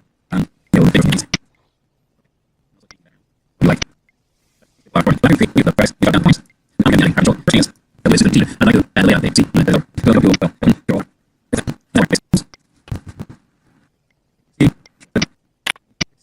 and it's graphics. So now you got that, but then point and pop another and it pulls up our page here. So just have to fix and it model and set point letter or actually pop it. There goes I'll give you your slides to below and it'll have like a side and then back it. Just stop and then add it. So we'll fix 4G and it's upper and it should be straight upward. We can add model onto one, boom, drop, okay, move around the leaf and start finding what else is there. And then we start pulling offhand status, bring stop and there's we're going to fix 4G because and just hand down and we want to hand right. That's okay. Well, left hand right, right. Choose that. Even if it's like just go down. So if you try this to end, for example, and just like keep it not so that's the reason bubble and moving our stop. So and our second model and this it done was over as a label and get and the lines will see back around so so we have to use so here and enable the lines in the as well. So I will see set and save and enable event like that and enable event suspend it. Look at it, need that. All the seconds to Africa, and let's go back to our and we can set there and what here as well exchange potential others availability. I will show you what we have, which is and well, you can see our and you scroll down and you add and graphics tools that fit. Over graphics, graphics, so one to one and modules that we get graphics. And put it to the form of it. Then put it.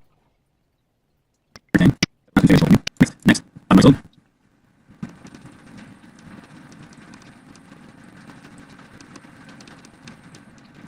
Graphics. XFC. It's graphics and say next. And allow upload workstation. Now we edit our graphics on all the settings. Model edit. Side by and now to graphics and our model. And also not getting APX will attach it to our module. This is our IO module which serves unit. So here it so okay click and left views and so we can use and okay and we call this out AC and say and I goes our X new so click and layout so here it is. Our program. So we create new graphics. That one. Tools.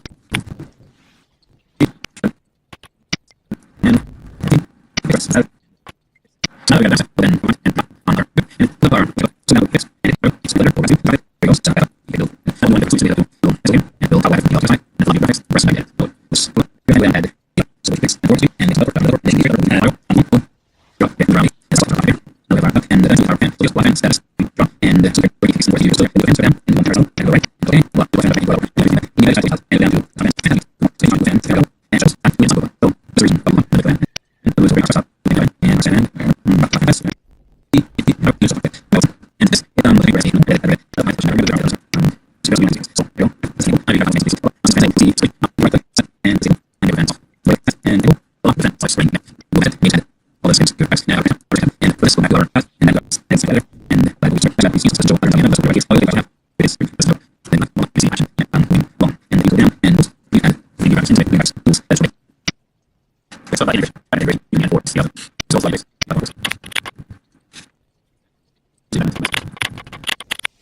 add addition, and then just go.